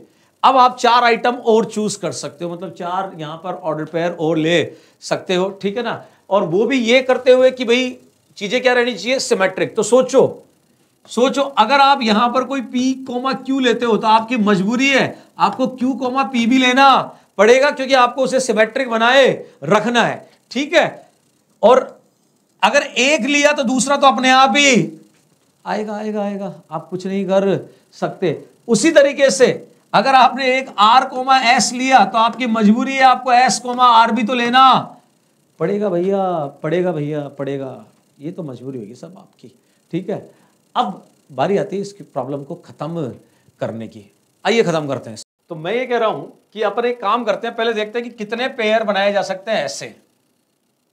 तो 6 में से मैंने पहले 2 आइटम उठाए, 6 में से मैंने 2 आइटम उठाए। अब 6 में से 2 आइटम उठाता हूं तो मैं कितने पेयर बना सकता हूं? 2 आइटम उठाने का मतलब समझ गए? जैसे मान लो मैंने A और B उठा लिया, A और B उठा लिया, तो A और B ये बन गए, फिर उसका उल्टा करके यहां लिख देंगे B और A, समझ गए? तो अपन ऐसा A और B कितना उठा सकते हैं? जैसे A और B उठा लिया, B और C उठा लिया, B और D उठा लिया, A और E उठा लिया। ऐसे अपन कितने पेयर बना सकते हैं? 15। कितने पेयर बना सकते हैं बेटा जी? 15। लेकिन हमें 15 में से वो जो 15 पेयर बनाए अपन ने, जैसे मैं एग्जांपल लिखता हूं 15 पेयर के, क्या क्या बना सकते हैं? जैसे AB, AC, AD, AE, AF, ठीक है बेटा। और क्या बना सकते हो आप? BC, BA मत बनाओ, BA तो अपन ऑटोमेटिकली वो एक तो उल्टा करके अपने को रखना ही है, वो तो फिक्स्ड है। जैसे ये 6 फिक्स थे, वैसे इसका उल्टा तो वहां फिक्स है ही, तो वहां तो दिमाग लगाना ही नहीं अपने को, ठीक है। BC बना लिया, फिर अपन ने BD बना लिया, फिर अपन ने BE बना लिया, BF बना लिया। तो देखो कितने बना दिए मैंने? 1 2 3 4 5 6 7 8 9, ऐसे ही 6 और बन जाएंगे। 6 कैसे बन जाएंगे? अभी तो देखो CD, फिर हम बना लेंगे CE, फिर CF, और बना के दिखा देता हूं मैं आपको, DE, DF, और बना के दिखाता हूं EF। कितने हो गए गिनो? 1 2 3 4 5 6 7 8 9 10 11 12 13 14 15, वो मैंने जो लिखे हैं। 6 में से 2 उठाया, पैर बनाया, 6 में से 2 उठाया, पैर बनाया, ठीक है ना। तो ये 15 पैर बन गए। लेकिन इन 15 में से हमें सिर्फ 2 ही चाहिए, एक ये वाला और एक ये वाला। ये 2 तो अपने आप ही सेट हो जाने, इनको तो अपन अपने आप ही फिल कर देंगे, ठीक है। तो अब इन 15 में से 2 उठा लो। अब इन 15 में से जितने तरीके से आप 2 उठा सकते हो, उतने ही तरीके से आप रिफ्लेक्सिव, सिमेट्रिक और एग्जैक्टली 10 एलिमेंट वाले रिलेशन क्रिएट कर सकते हो। इट्स 15C2, बोले तो 15 14/2, ये कटा 15 7 105, तो 105 रिलेशन आप क्रिएट कर सकते हो। अब इतना सिंपल क्वेश्चन है, ठीक है ना। PNC का ही है रिलेशन, तो सिर्फ मजाक है, लेकिन मिक्स तो है ही। आपको पता तो नहीं पड़ेगा रिफ्लेक्सिव क्या है, सिमेट्रिक क्या है, ठीक है ना, कैसे रिलेशन क्रिएट करते हैं, ठीक है। हेलो एवरीवन, आगे के क्वेश्चंस डिस्कस करते हैं। क्वेश्चन नंबर 9 वेक्टर का क्वेश्चन है, तो जिसमें एक ट्राइंगल PQR है और PQR के अंदर एक पॉइंट है S। तो ट्राइंगल PQR इस तरह से ले लेते हैं। लेटिव P है, Q है, ये R है, इसमें एक पॉइंट है S। आगे क्या बोल रहा है? यहाँ पे ये रिलेशन देखिए ध्यान से, SP वेक्टर, SP वेक्टर मतलब ये वाला वेक्टर, ऐसे ही S ये R वेक्टर हो गया, S Q वेक्टर हो गया। यहाँ पे ये दे रखा है, कुछ इनका जो रिजल्टेंट है वो 0 के बराबर आ रहा है, और बाद में E and F mid point दे रखे हैं, और ये चीज़ पूछी है। तो एक चीज़ देखिए, वेक्टर के अंदर आप जब भी इस तरह के क्वेश्चंस को हैंडल करो तो जो पॉइंट्स उनको हम रिलेट करते हैं। तो एक बच्चा तो क्या करता है, इसको P वेक्टर मान लिया, पॉइंट P का जो पोजीशन वेक्टर है उसको P वेक्टर मान लिया, इसका पोजीशन वेक्टर Q मान लिया, इसका R मान लिया। तो जब आप इसको लिखोगे SP को, तो थोड़ा सा वो क्या 2 वेक्टर के डिफरेंस में आएगा। तो कैलकुलेशंस को आसान करने के लिए ऐसे क्वेश्चंस में आप किसी एक वेक्टर को ओरिजिन पे ले लो, एक पॉइंट को। तो पॉइंट P को मैंने ओरिजिन पे ले लिया, तो ये 0 वेक्टर हो गया एक तरह से, और इसको मान लिया मैंने Q वेक्टर, और इसको मान लिया मैंने R वेक्टर। ये S वेक्टर ले लेते हैं यहाँ पे, ठीक है। मतलब मेन चीज इस टाइप के सवाल में आप क्या करिए, किसी एक पॉइंट को ओरिजिन पे ले लीजिए, उससे क्या है थोड़ी सी कैलकुलेशंस आसान हो जाएगी। अब देखिए further, SP vector, SP vector क्या हो जाएगा, SP vector S P vector हो जाएगा दैट इज 0 वैक्टर माइनस ये एस वैक्टर प्लस ये 5 एस क्यू वैक्टर कितना हो जाएगा, Q vector minus S vector, और ये 6 आपका एस आर वैक्टर क्या हो जाएगा बच्चों, R vector minus S vector बराबर कितना 0। इसको सोल्व करोगे तो ये माइनस का एस वैक्टर माइनस का 5s और माइनस का 6 तो ये 12 हो गया। 5 क्यू वैक्टर प्लस का 6 आर वैक्टर इक्वल टू कितना आ गया 12 एस वैक्टर। इसको 1 दे देते हैं एक बार, ठीक है। इसके बाद में क्या पूछा इसने, ई एफ की लेंथ, ई क्या है, ई जो है वो पी आर का मिड पॉइंट है और एफ जो है क्यू आर का मिड पॉइंट है। ये आपका ई है और ये आपका क्या है एफ है, ये इसके बराबर है, ये पोर्शन जो है इसके बराबर है। ई पॉइंट मिड पॉइंट है पी आर का, तो सिंपली आप ई का जो पोजीशन वेक्टर है वो क्या लिख सकते हैं, O P plus O R upon 2 लिख सकते हैं, और ओ एफ का जो पोजीशन वेक्टर है वो सिंपली क्या लिख सकते हैं बच्चे आप, that will be Q plus R upon 2 लिख सकते हैं। ये क्यू हो गया, आर हो गया, एफ मिड पॉइंट है। तो अब ई एफ की लेंथ पूछी है तो हम वेक्टर का मैग्नीट्यूड ही तो निकाल सकते हैं। ये सिंपली क्या हो गया, O F vector minus O E vector का मैग्नीट्यूड। अब यहाँ पर ओ एफ कितना है आपका, यही तो है, वो कितना है क्यू प्लस आर अपॉन 2, और यहाँ पे ओ पी जो है इसकी जगह तो ओरिजिन रखेंगे 0 रखेंगे, और ओ आर कितना हो गया आर, तो ये कितना हो गया सिंपली आर अपॉन 2, यही आएगा। कैंसिल आउट होने के बाद में कितना आ गया, आर का आर तो कैंसिल आउट हो गया, आर कैंसिल आउट हो गया तो कितना हो जाएगा क्यू वेक्टर का मैग्नीट्यूड अपॉन 2, इसको 2 दे दीजिए आप, यानी ई एफ का मैग्नीट्यूड आ गया सिंपली क्यू वेक्टर का मैग्नीट्यूड अपॉन 2। ऐसे ही फर्दर क्या है, ई एस पूछा है, तो ई एस जो है, ई एस को आप क्या लिख सकते हैं बच्चे, this can be written as O S minus O E, ऐसा कर सकता हूँ। ओ एस का पोजिशन वेक्टर तो ऐसे लिया हमने, माइनस का ओ ई कितना है, that is simply R upon 2। अब एस यहां से निकाल लीजिए पॉइंट नंबर 1 में से, 1 में से एस की जगह यहां रखोगे तो ये कितना हो जाएगा भाई, एस माइनस, या एस की जगह क्या रखा, दैट इज 5 क्यू,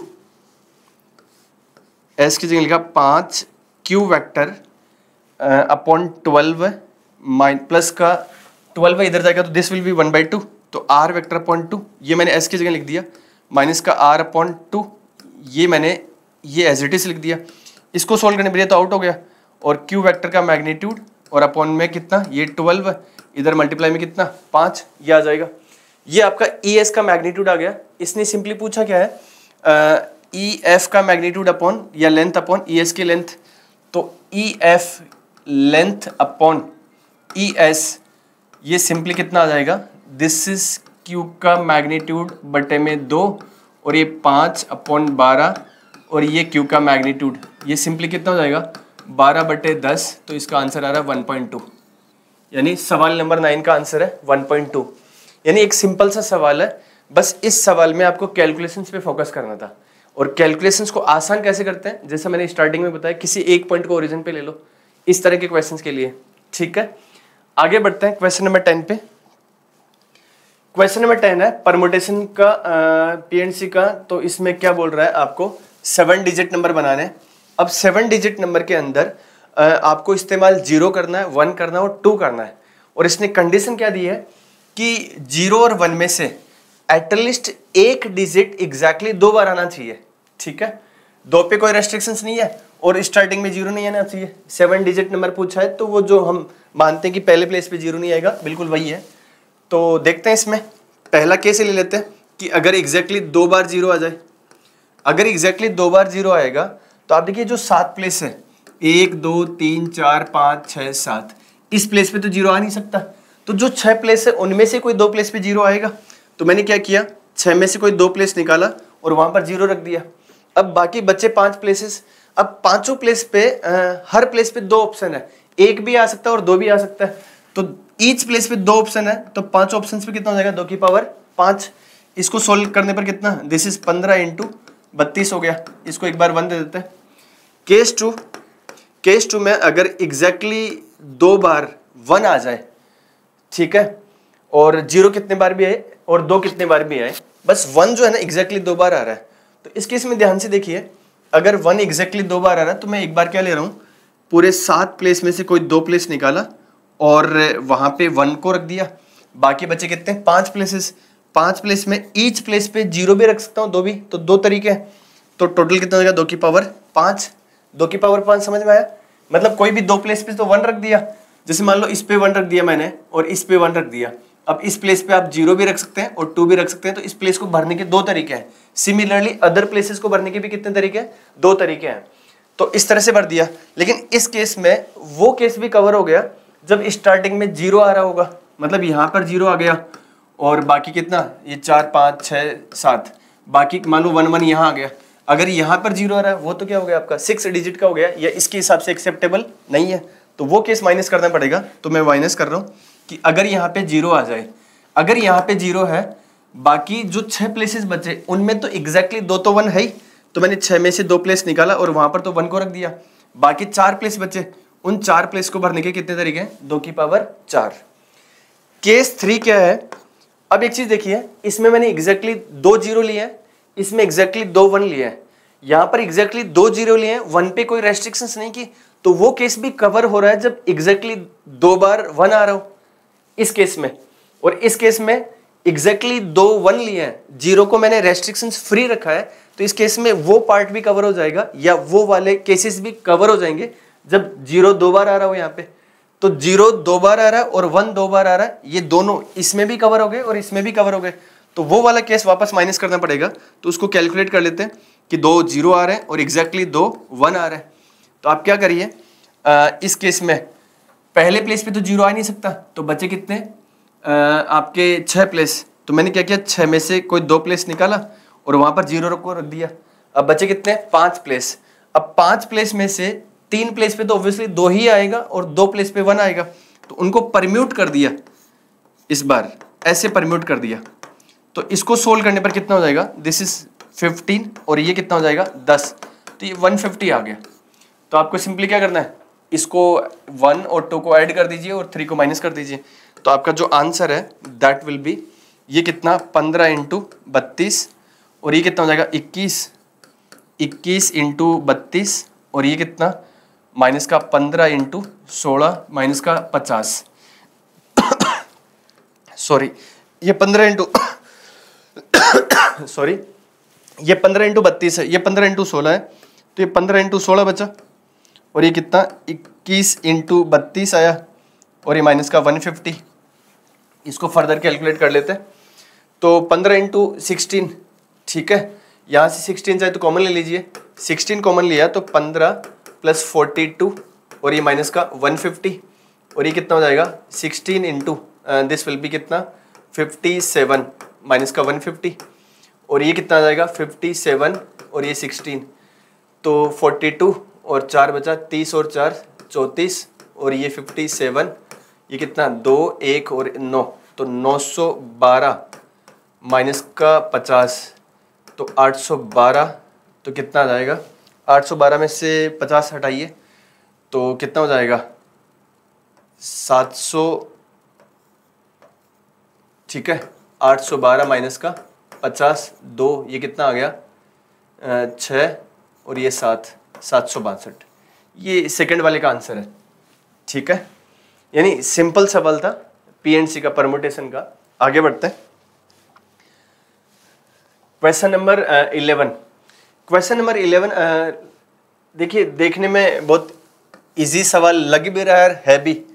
इसमें सिंपली आप ध्यान से देखिए, ये x अप्रोचेज 0 है, नीचे वाला पार्ट यहाँ पर 0 जा रहा है और ये जो पोर्शन है यहाँ पे भी अगर x की जगह 0 रखता हूँ तो 0 से 0, ये वाला पोर्शन 0 और ये वाला पोर्शन भी 0 हो रहा है। यानी ये इस तरह से बन रहा है लिमिट,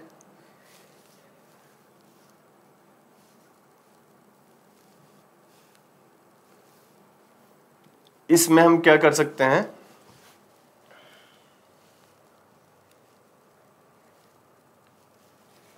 ये इस तरह से बन रहा है लिमिट x अप्रोचेज 0, ऊपर जो है a/2 0 से x है, this is 1/1 minus t² dt plus beta x into cos x, और जो नीचे x³ है उसको इस तरह से लिख दिया और दिस इज इक्वल टू 2 दे रखा है।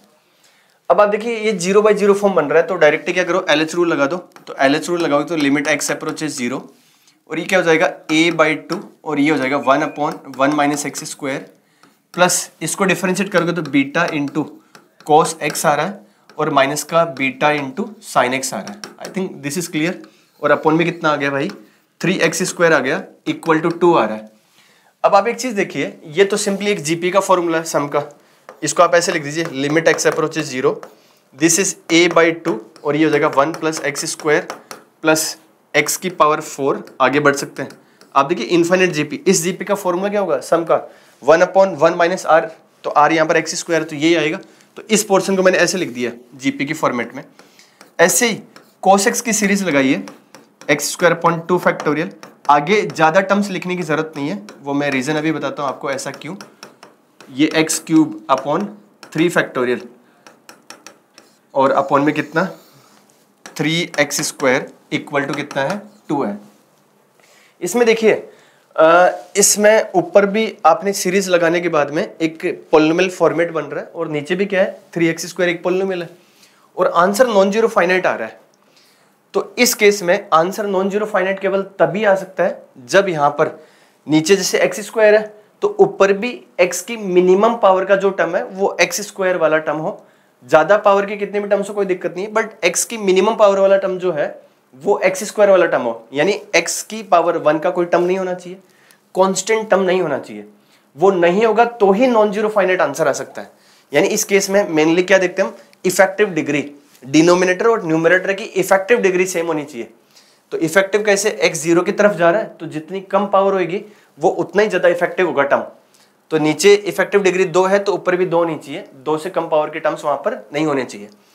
तो अब इसमें आगे क्या करते हैं, एक बार इसको थोड़ा सा सिंप्लीफाई करके लिखते हैं। इसमें देखते हैं कि x की पावर 2 से कम पावर वाले टर्म पॉसिबल है क्या। तो आप देखोगे एक टर्म ये पॉसिबल है, एक ये पॉसिबल है, एक इधर भी है, इधर तो नहीं है, ये x भी आएगा यहाँ पे इनटू में x। तो यहां से क्या लिखेंगे, दिस इज a/2, ये यहां से आ गया, और प्लस का b, और x² का टर्म क्या बनेगा बच्चों, दिस इज a/2 माइनस का β/2, और ये माइनस का बीटा यहां से आएगा इनटू में x²। आगे हायर पावर के टर्म्स आएंगे, उनसे मतलब है नहीं हमें, नीचे 3x² है इक्वल टू कितना आ गया 2 आ गया। अब यहां पर देखिए ये नॉन जीरो फाइनाइट है तो ये टर्म जो है इसको जीरो होना पड़ेगा, इसको जीरो होना पड़ेगा। तो क्या कर सकते हैं, this can be written as α/2 plus का बीटा बराबर 0, एंड इसको इसके नीचे लिखो तो x² तो आउट हो जाएगा, जो बचेगा वो 2 के बराबर आएगा। तो a/2 माइनस का 3β/2 बराबर कितना, अपॉन में 3b है, and this is equal to 2।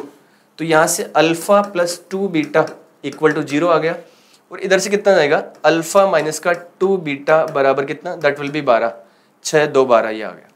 Minus कर दीजिए, माइनस करोगे तो यहाँ से ये कितना, दिस इज 3β, इसमें से इसको माइनस करिए, या अल्फा की जगह माइनस का 2β रखिए, तो माइनस का कितना 5β बराबर ये 12 आ गया।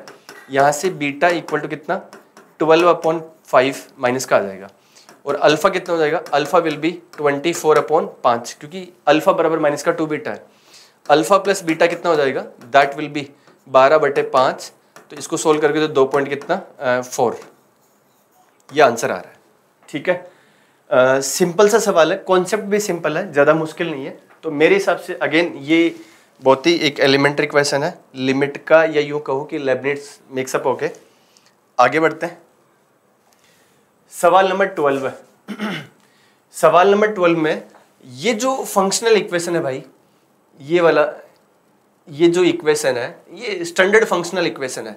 तो इसको सेटिस्फाई करने वाले दो फंक्शन हो सकते हैं, एक तो f(x) बराबर a⁴x, यहाँ पर a पहले से आ रहा है तो a की जगह कुछ और ले लेते हैं, f(x) बराबर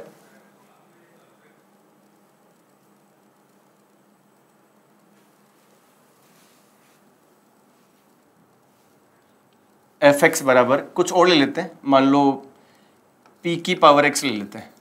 ठीक है, एक तो ये हो सकता है, और एक f(x) बराबर 0, ये दो फंक्शंस है जो इस फंक्शनल इक्वेशन को सेटिस्फाई करेंगे।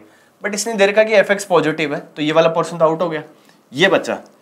अब आगे क्या बोल रहा है, एक तो ये एपी में है और एक रिलेशन ये दे रखा है और एक रिलेशन ये दे रखा है और ये पूछा है।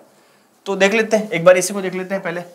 ये F31, तो F31 का मतलब P की पावर A31 इक्वल टू 64 और ये P की पावर कितना भाई A25।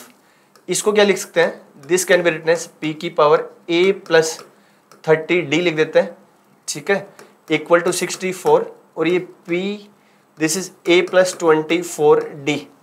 तो यहाँ से P की पावर A तो आउट हो गया, तो ये कितना बचा, P की पावर कितना भाई 6D बराबर 64 आ गया। और यहाँ से P की पावर D जो है दैट विल बी भाई 6 रूट लोगे ना तो कई बच्चे प्लस माइनस 2 लिखेंगे, बट ये एक्सपोनेंशियल फंक्शन है तो प्लस का 2 लिखना है, ये ध्यान में रखना है, ठीक है। अब यहाँ से P की पावर D बराबर 2 आ गया, एक तो ये आ गया जिसका इस्तेमाल करेंगे। अभी इसको देखते हैं, इस वाले पोर्शन को अगर देखें ध्यान से तो ये है क्या, P की पावर A1, P की पावर A2, P की power A3 and this is P की पावर कितना A50 है। तो इसको फर्दर सोल्व करें तो ये क्या बनेगा, this is P power A, P power कितना A प्लस D हो गया, P power A plus 2D हो गया, P पावर आगे चलता जाएगा, मैं भी बार बार क्या लिख रहा हूँ, अरे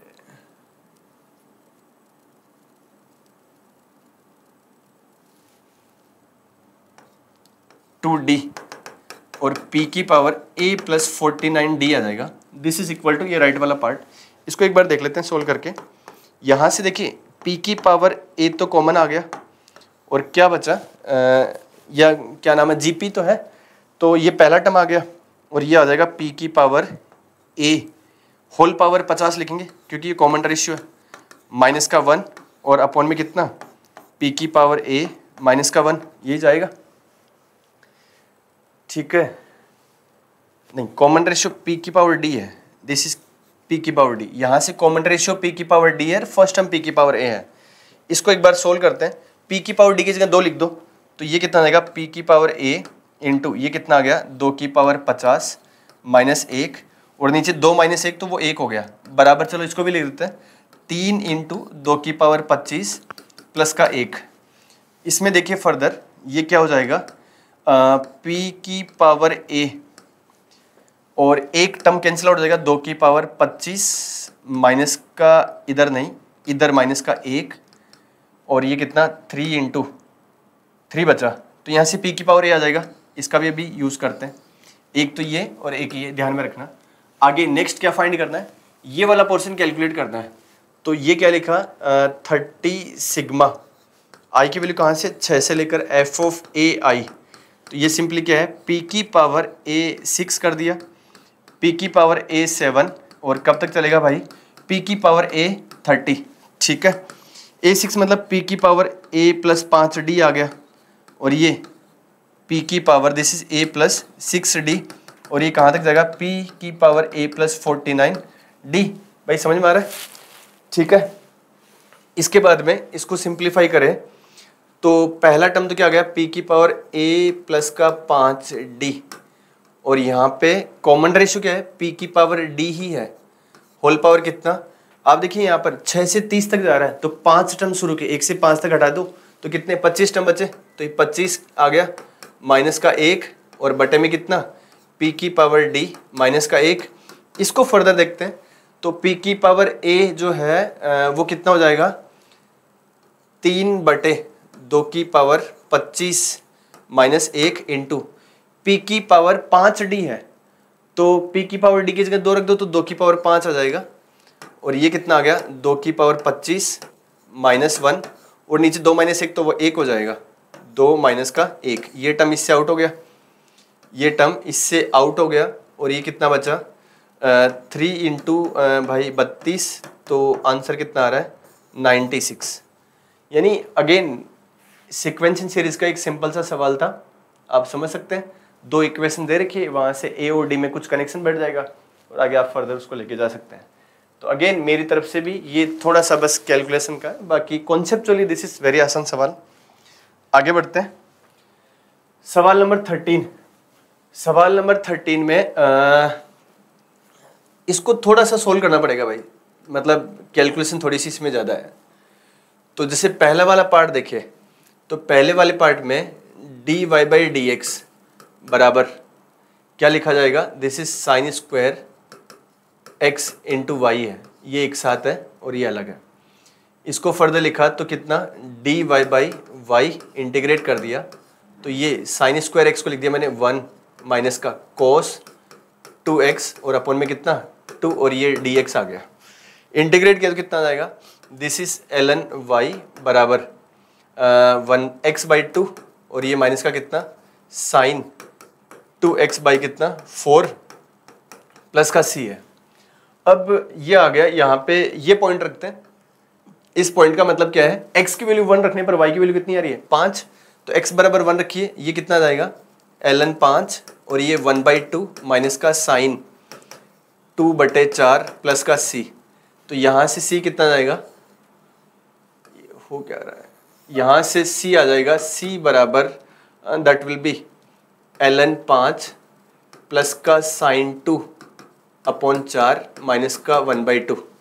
तो फाइनली जो फंक्शन है मैं इधर लिख देता हूँ, फंक्शन जो बनेगा वो फंक्शन आ जाएगा y1 पहला function, this is equal to इधर से आया x बाई 2 माइनस का साइन 2x बाई 4 और कांस्टेंट हम कितना आ रहा है बच्चों ln 5 और आगे कितना आ रहा है ln 5 प्लस का साइन 2/4 माइनस का 1/2, इसको 1 मान लेते हैं। ये पहला फंक्शन आ गया।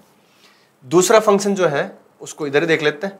दूसरा फंक्शन है dy बाई वाई, तो एक तरफ आ गया बराबर, इधर कोस स्क्वायर जाएगा तो कोस स्क्वायर को कर दो भाई 1 प्लस कोस 2x/2 dx, तो ये क्या आ जाएगा ln y बराबर x/2, तो ये है और ये कितना साइन 2x बटे में कितना 4 प्लस का c। अब यहाँ पर पॉइंट दे रखा है 1 रखने पर x का वैल्यू 1 रखने पर y का वैल्यू कितना आ रहा है 1/3, x 1 रखिए y 1/3, तो ये माइनस का ln 3 हो जाएगा इक्वल टू ये कितना आ जाएगा 1/2 प्लस का साइन 2/4 प्लस का c, तो यहाँ से c निकाल सकते हैं, तो c निकाल के ऊपर रख दीजिए, तो y2 क्या आ जाएगा, y2 आ जाएगा, सॉरी ये y2 नहीं है, y1 में अभी ये ln y1 है, ओके ये ln y1 है, ln y1, तो ln y2 क्या आ जाएगा बच्चे,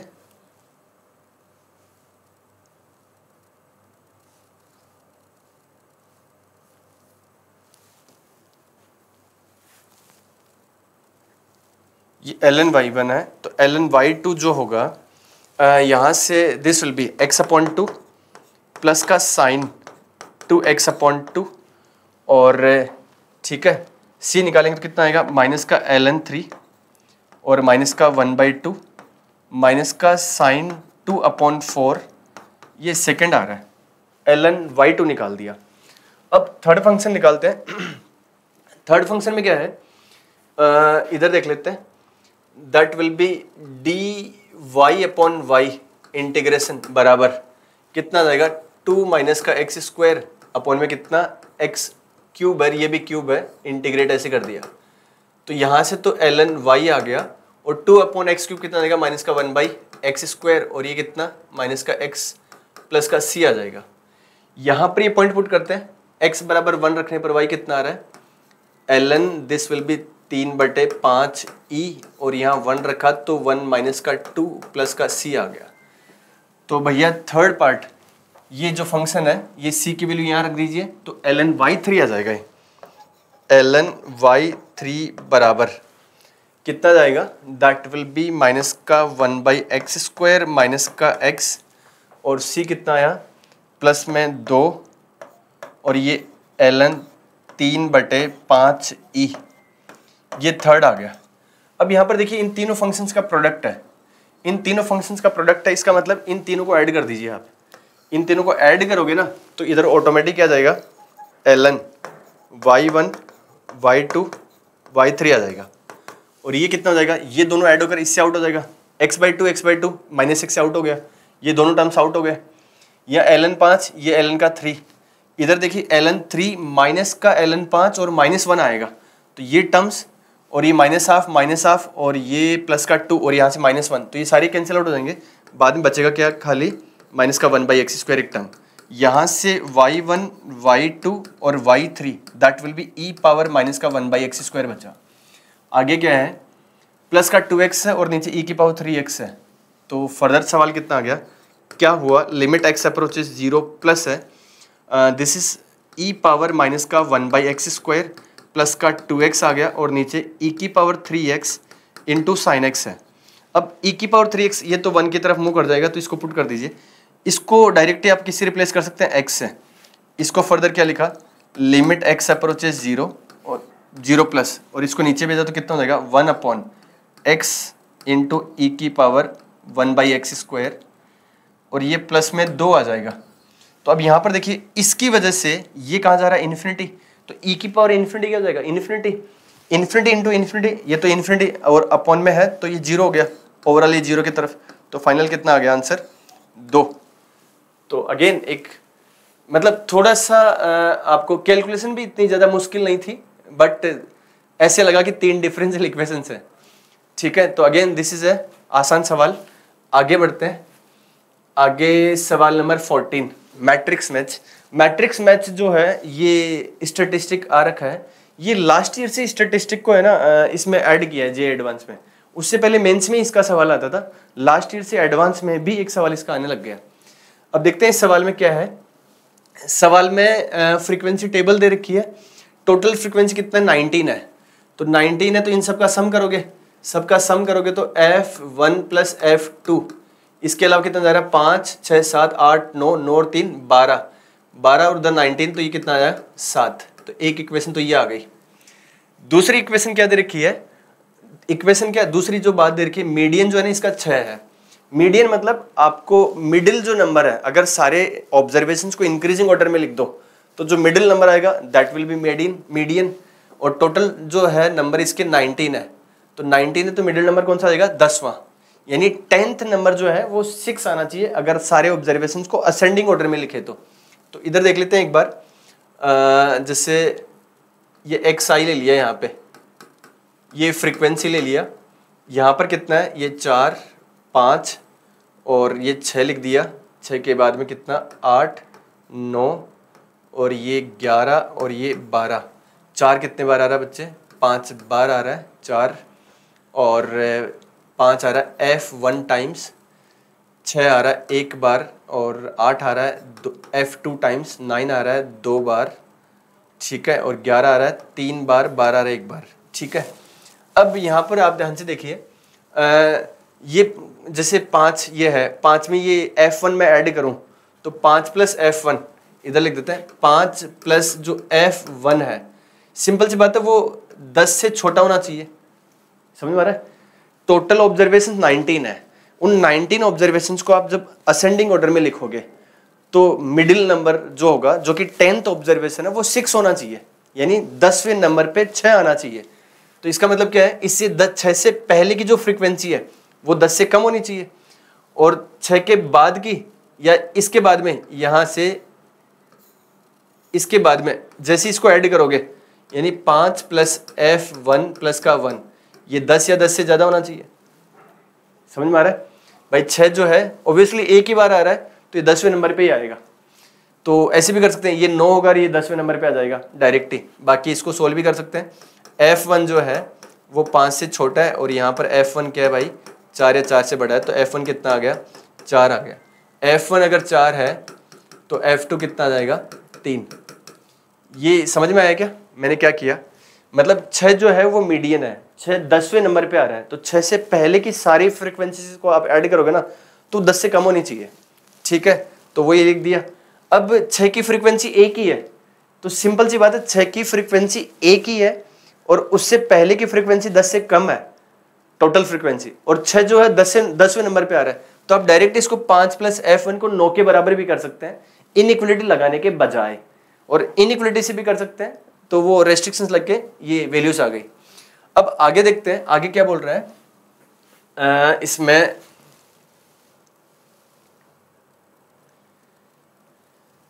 alpha is the mean deviation about the mean, beta denote the mean deviation about the median, gamma square जो है इसका जो है sigma square that is variance.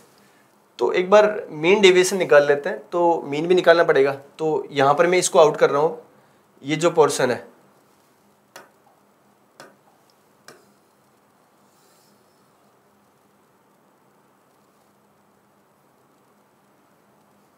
ये भी आउट कर देते हैं।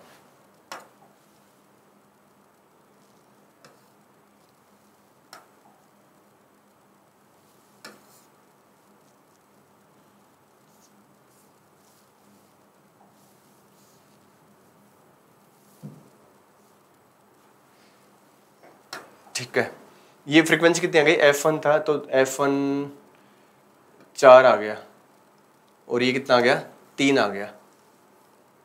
ओहो,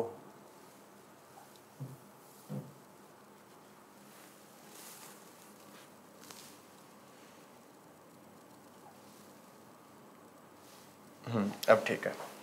देखिए F1 4 लिख दिया मैंने यहाँ पे, और F2 जो है 3 लिख दिया। अब आपको वेरिएंस निकालना है तो, और मीन डेविएशन भी निकालना है। तो पहले तो इसका मीन निकाल लेते हैं। तो मीन कितना जाएगा, मीन इसका आएगा मल्टीप्लाई करने पर, या तो ऐसा करो, ठीक है चलो मीन निकाल लेते हैं। मीन जो आएगा सिंपली कितना, 20 प्लस ये कितना, ये भी 20 आ गया, प्लस का 6 और प्लस का कितना 24 और प्लस कितना 18 और प्लस कितना 33 प्लस का 12 अपॉन में कितना 19। तो यहाँ से कितना आएगा बच्चों, ये 40 हो गया, 40 और ये 30 हो गया, तो 70 और ये इसको चाहे तो इसमें ऐड कर दो, 70 और ये कितना 30, ये 100, तो 133 अपॉन में कितना 19। तो इसको डिवाइड करो तो ये 7 आ जाएगा शायद, ठीक है, हाँ ये 7 आ रहा है। तो मीन जो है ना वो 7 आ रहा है, ठीक है। अब अल्फा निकालना तो मीन डेविएशन भी चाहिए। तो मीन डेविएशन के लिए मैंने क्या किया, एक्स आई माइनस एक्स बार किया, ठीक है। तो दिस विल बी, ये कितना हो जाएगा, 7 माइनस करिए ऑब्जर्वेशन में से, तो ये माइनस का 3 माइनस का 2 माइनस का 1 1 2 और ये 4 और ये 5 आ गया, ठीक है। और वेरिएंस के लिए इसका स्क्वायर करना पड़ेगा वैसे भी, तो वेरिएंस भी साथ ही निकाल लेते हैं। तो ये स्क्वायर है, तो ये 9 कितना 9, ये 4 1 1 4 16 और ये 25, ये आ गया। तो फर्दर देखिए, मीन डेविएशन निकाल रहा हूँ about mean, mean deviation about mean. तो क्या करेंगे, इन सब का मोड लेके मल्टीप्लाई करिए। मोड लेने पर मतलब ये होता है that is simply sigma F I mode में एक्स आई माइनस का एक्स बार अपॉन में सिग्मा एफ आई। तो ये कितना आ जाएगा बच्चों, ये कितना 3 और 15 प्लस 10 और ये कितना 6, ये कितना आ जाएगा 8 आ गया, ये कितना 18 और ये कितना 44 और ये कितना 60 और अपॉन में कितना 19, ये आ रहा है, ठीक है। इसको सोल्व करेंगे,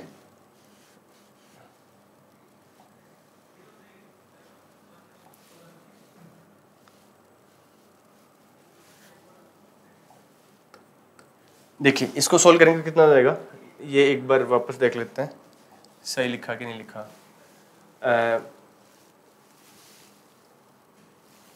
मोड किया तो 15 आ गया, ये कितना है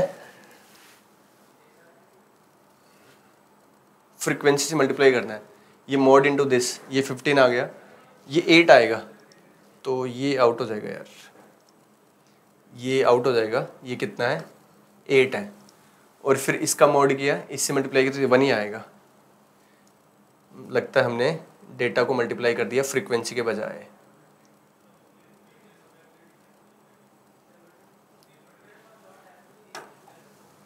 ये इससे हुआ तो ये 1 आ गया, ठीक है, ये इससे मल्टीप्लाई हुआ तो 3 आ गया। अच्छा, हमने डेटा को मल्टीप्लाई कर दिया, जबकि हमें मल्टीप्लाई करना है फ्रीक्वेंसी से। ओके, ये 3 आ गया और ये कितना आ गया, ये हटा देता हूँ फिर पूरा,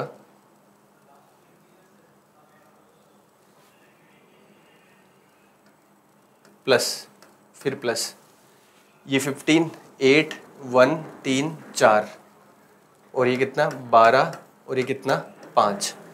तो ये कितना हो जाएगा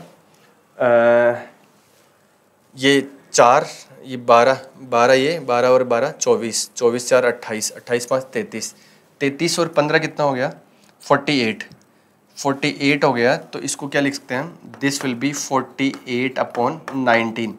ये मीन डेविएशन आ गया। ठीक है, वेरिएंस अगर ध्यान से देखें तो वेरिएंस कितना जाएगा, वेरिएंस यहाँ पे निकाल लेते हैं। वेरिएंस होएगा सिग्मा स्क्वायर बराबर सिग्मा एफ आई और ये X I minus X bar का whole square upon sigma F I कर देते हैं।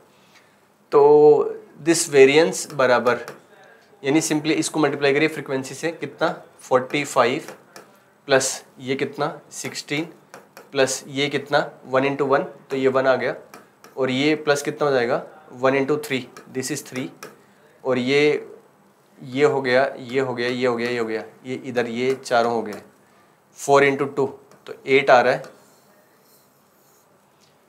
ठीक है, और ये 16 × 3 तो ये 48 आ रहा है, और 25 × 1 तो ये 25 आ गया, और बटे में कितना 19।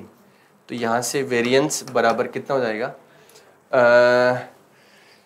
ये 45 और 25 ये तो 70 हो गया, 70 के बाद में ये 1 और 3 12, 12 8 20 ये हो गया, समझ में आ रहा है, 1 ये 4 12, नहीं 12 8 20 कैसे, ये 70 हो गया।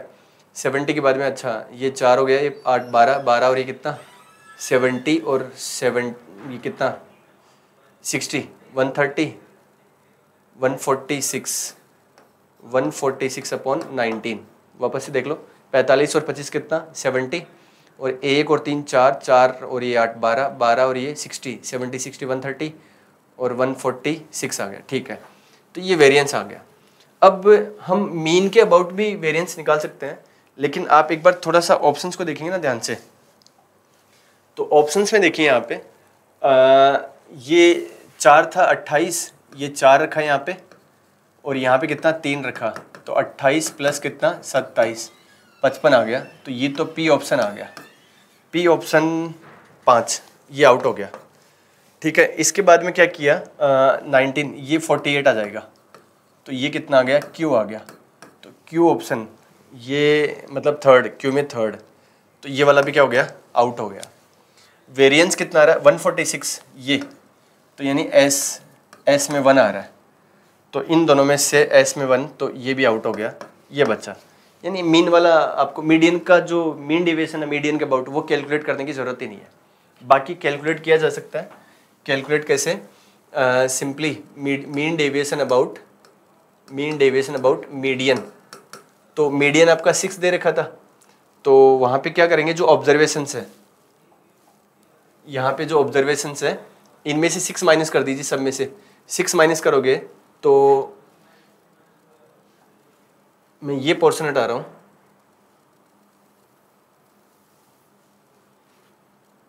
सिक्स माइनस करोगे एक्स आई माइनस का 6, ये 6 आपका मीडियन है ध्यान रखना, तो ये कितना हो जाएगा माइनस का ये माइनस का 2, ये कितना माइनस का 1 0, ये 2 3 6 5 11 और ये 6, ये आ गया। अब इसको इससे मल्टीप्लाई करिए, तो मैं इसको भी हटा देता हूँ इस पोर्शन को,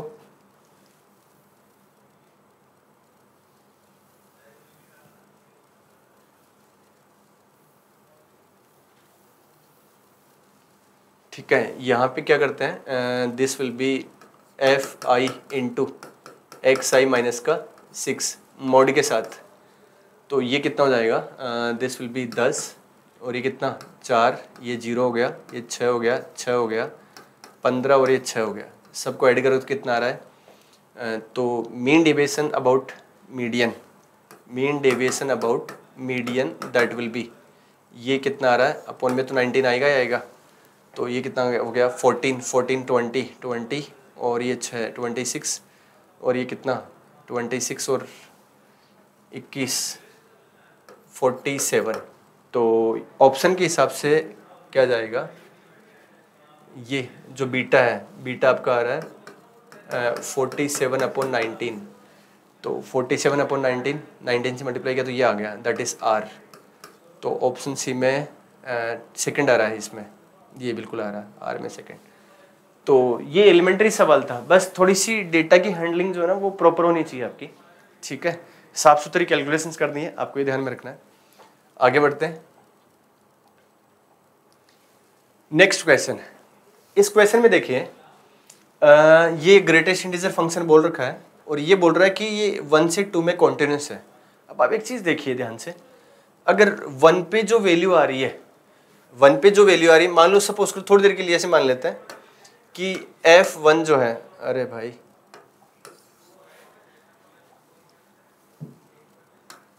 1 पे जो वैल्यू आ रही है, P ऑप्शन में देखते हैं, जो f1 है, अगर मान लो सपोज करो कि ये 7 से 8 के बीच में है, तो इसका बॉक्स क्या आ जाएगा, 7 आ जाएगा, ठीक है। और 2 पे जो वैल्यू आ रही है वो मान लो कुछ और आ रही है, 10 से 11 के बीच में आ रही है, तो उसका बॉक्स क्या हो जाएगा, 10 हो जाएगा। समझ में आ रहा है। और आपको पता है ये ग्रेटेस्ट इंटीजर फंक्शन है, ये अगर कॉन्टिन्यूस है, ये ध्यान से देखिए, कॉन्टिन्यूस है तो एंटायर वैल्यूज जो है एग्जैक्टली 2 ही इंटीजर के बीच में मूव करनी चाहिए। मतलब इस पूरे इंटरवल में ये जो भी वैल्यू है वो 2 ही इंटीजर के बीच मूव करनी चाहिए। ऐसा नहीं होना चाहिए कि अंदर वाला पार्ट 6 से 7 के बीच में भी आ रहा है और 10 से 11 के बीच में भी आ रहा है, तो वहाँ डिसकंटिन्यूटी आ जाएगी। कॉन्टिन्यूटी के लिए एंटायर अंदर वाला function must move between 2 consecutive integers. तो 2 कॉन्जिक्यूटिव इंटीजर्स के बीच में मूव कर रहा है, इसका मतलब f1 की वैल्यू और f2 की वैल्यू बॉक्स लेने पर क्या आनी चाहिए, सेम आनी चाहिए। अब f1 की वैल्यू कितनी आ रही है बच्चों, f1 की वैल्यू है 1 रख दीजिए उसमें, तो 1 रखने पर कितना, ये 10 20 80, नहीं 80 कहाँ, 1 रखने पर ये 45 है, तो ये 45 आउट हो गया, 60 बचा, तो 60/n आ गया। और 2 रखने पर कितना आ रहा है, 2 रखने पर 2 रखने पर ये कितना हो गया, 80 माइनस का कितना, ये 180 हो गया, और ये कितना 120 प्लस का 35 में n है, तो ये कितना हो जाएगा सोल्व करने पर, दिस इज, ये तो कितना 100 बचा, तो ये 20 55/n, और यहाँ से कितना आ रहा है 60/n आ रहा है, ठीक है। अब n की वैल्यू जो है लीस्ट वैल्यू बतानी है, तो अगर जैसे मान लो n की जगह 5 रखूँ मैं, थोड़ी देर के लिए सोचिए, 5 रखने पर कितना आएगा 12, और ये 5 रखने पर कितना आ रहा है 11, बराबर नहीं है। 6 रखा, 6 रखने पर कितना आएगा, ये 10, और ये कितना आएगा 9 पॉइंट कुछ आएगा, तो इसका बॉक्स तो 10 आ रहा है, इसका बॉक्स 9 पॉइंट कुछ आ रहा है, तो 6 भी नहीं चलेगा। 7 रखा, तो 7 रखने पर 7 8 56, तो ये 8 पॉइंट कुछ आएगा, तो बॉक्स 8 आ जाएगा, और ये 7 पॉइंट कुछ आएगा, क्योंकि 7 8 56 आ रहा है, तो ये 7 पॉइंट कुछ आएगा, तो ये 7 और ये 8 आ रहा है, नहीं n बराबर 8 रखते हैं ना, तो n बराबर 8 रखने पर ये जो आएगा ये 7 पॉइंट कुछ आएगा, और नो डाउट ये भी क्या आएगा 7 पॉइंट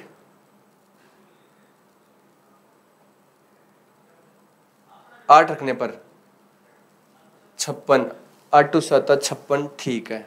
और इधर 8 रखने पर कितना आ रहा है, नहीं 8 रखने पर ये 6 पॉइंट कुछ आ रहा है, ठीक है, ये भी नहीं चलेगा। 9 रखने पर 9 रखने पर ये आ रहा है 6 पॉइंट कुछ, ठीक है, और ये भी 6 पॉइंट कुछ, ठीक है, तो ये 6 आ रहा है नो डाउट। तो पहली बार 9 रखने पर ये इक्वल आ रहा है, इसके बाद में 10 रखने पर भी देख सकते हैं, मतलब लिस्ट वैल्यू जो पूछी है इसने, तो उसके हिसाब से n बराबर क्या होना चाहिए 9 होना चाहिए, तो P ऑप्शन जो है ना ये आ जाएगा। दूसरे वाले पार्ट में देखिए, इस पार्ट में g डैश x, तो इसका डेरिवेटिव तो कितना आ गया 3x² प्लस का 3 आ गया। इसको फैक्टराइज करोगे ना, तो एक तो 1 इसको सेटिस्फाई, -1 सेटिस्फाई कर रहा है, तो -1 सेटिस्फाई कर रहा है, तो n+1 एक फैक्टर हो गया, और ये 2n माइनस का 15 हो गया। अगर ये फंक्शन इंक्रीजिंग है इंटायरली, तो ये डेरिवेटिव क्या आना चाहिए पॉजिटिव। अब ये पोर्शन तो पॉजिटिव है क्योंकि n नेचुरल नंबर है, n आपका एक नेचुरल नंबर है, सवाल में दे रखा है, ये रहा n नेचुरल नंबर है, तो n+1 तो पॉजिटिव है, ये पार्ट भी पॉजिटिव आ रहा है, तो इसको पॉजिटिव होना पड़ेगा, तो ये हो जाएगा 2n - 15, ये पॉजिटिव होना चाहिए, तो n ग्रेटर देन क्या आ जाएगा 7.5 आना चाहिए। तो n की लिस्ट वैल्यू कितनी आ जाएगी, दैट विल बी 8। तो ये q यहीं पे आ गया, ठीक है। यानी सिंपल सा कॉन्सेप्ट है, ज़्यादा सोचने की इसमें ज़रूरत नहीं है।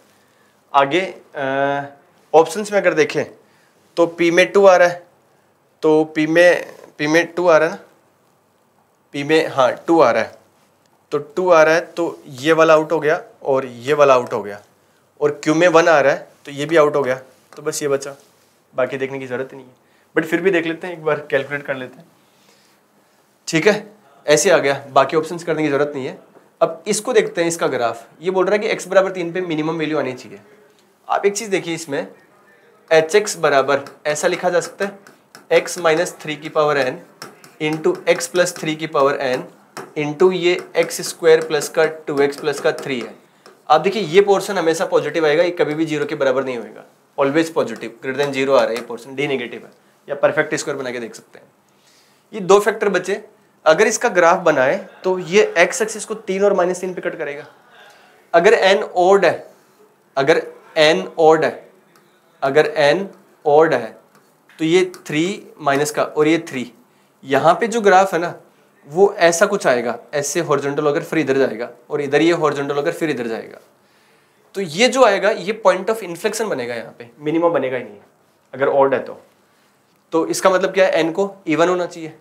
और पूछा क्या इसने, the smallest natural number n which is greater than 5, तो n आपका इवन होना चाहिए। अब n इवन अगर है तो सिंपल सी बात है, ग्राफ कैसे जाएगा, ये -3 है और ये 3 है, तो ये ऐसे ही रिपीट हो जाएगा, ऐसे घूम के ऐसे, तो मिनिमम आ जाएगा यहाँ पे।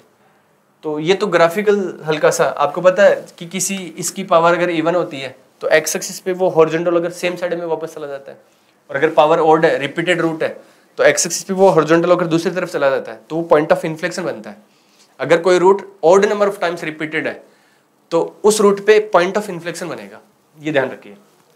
तो इसलिए n बराबर 6 है, 5 से बड़ी सबसे छोटी वैल्यू तो इवन यही है, तो ये कौन सा आ गया आपका, r आ गया। तो इसमें r भी मैच हो रहा है क्या, ये r में फोर्थ ऑप्शन, ठीक है।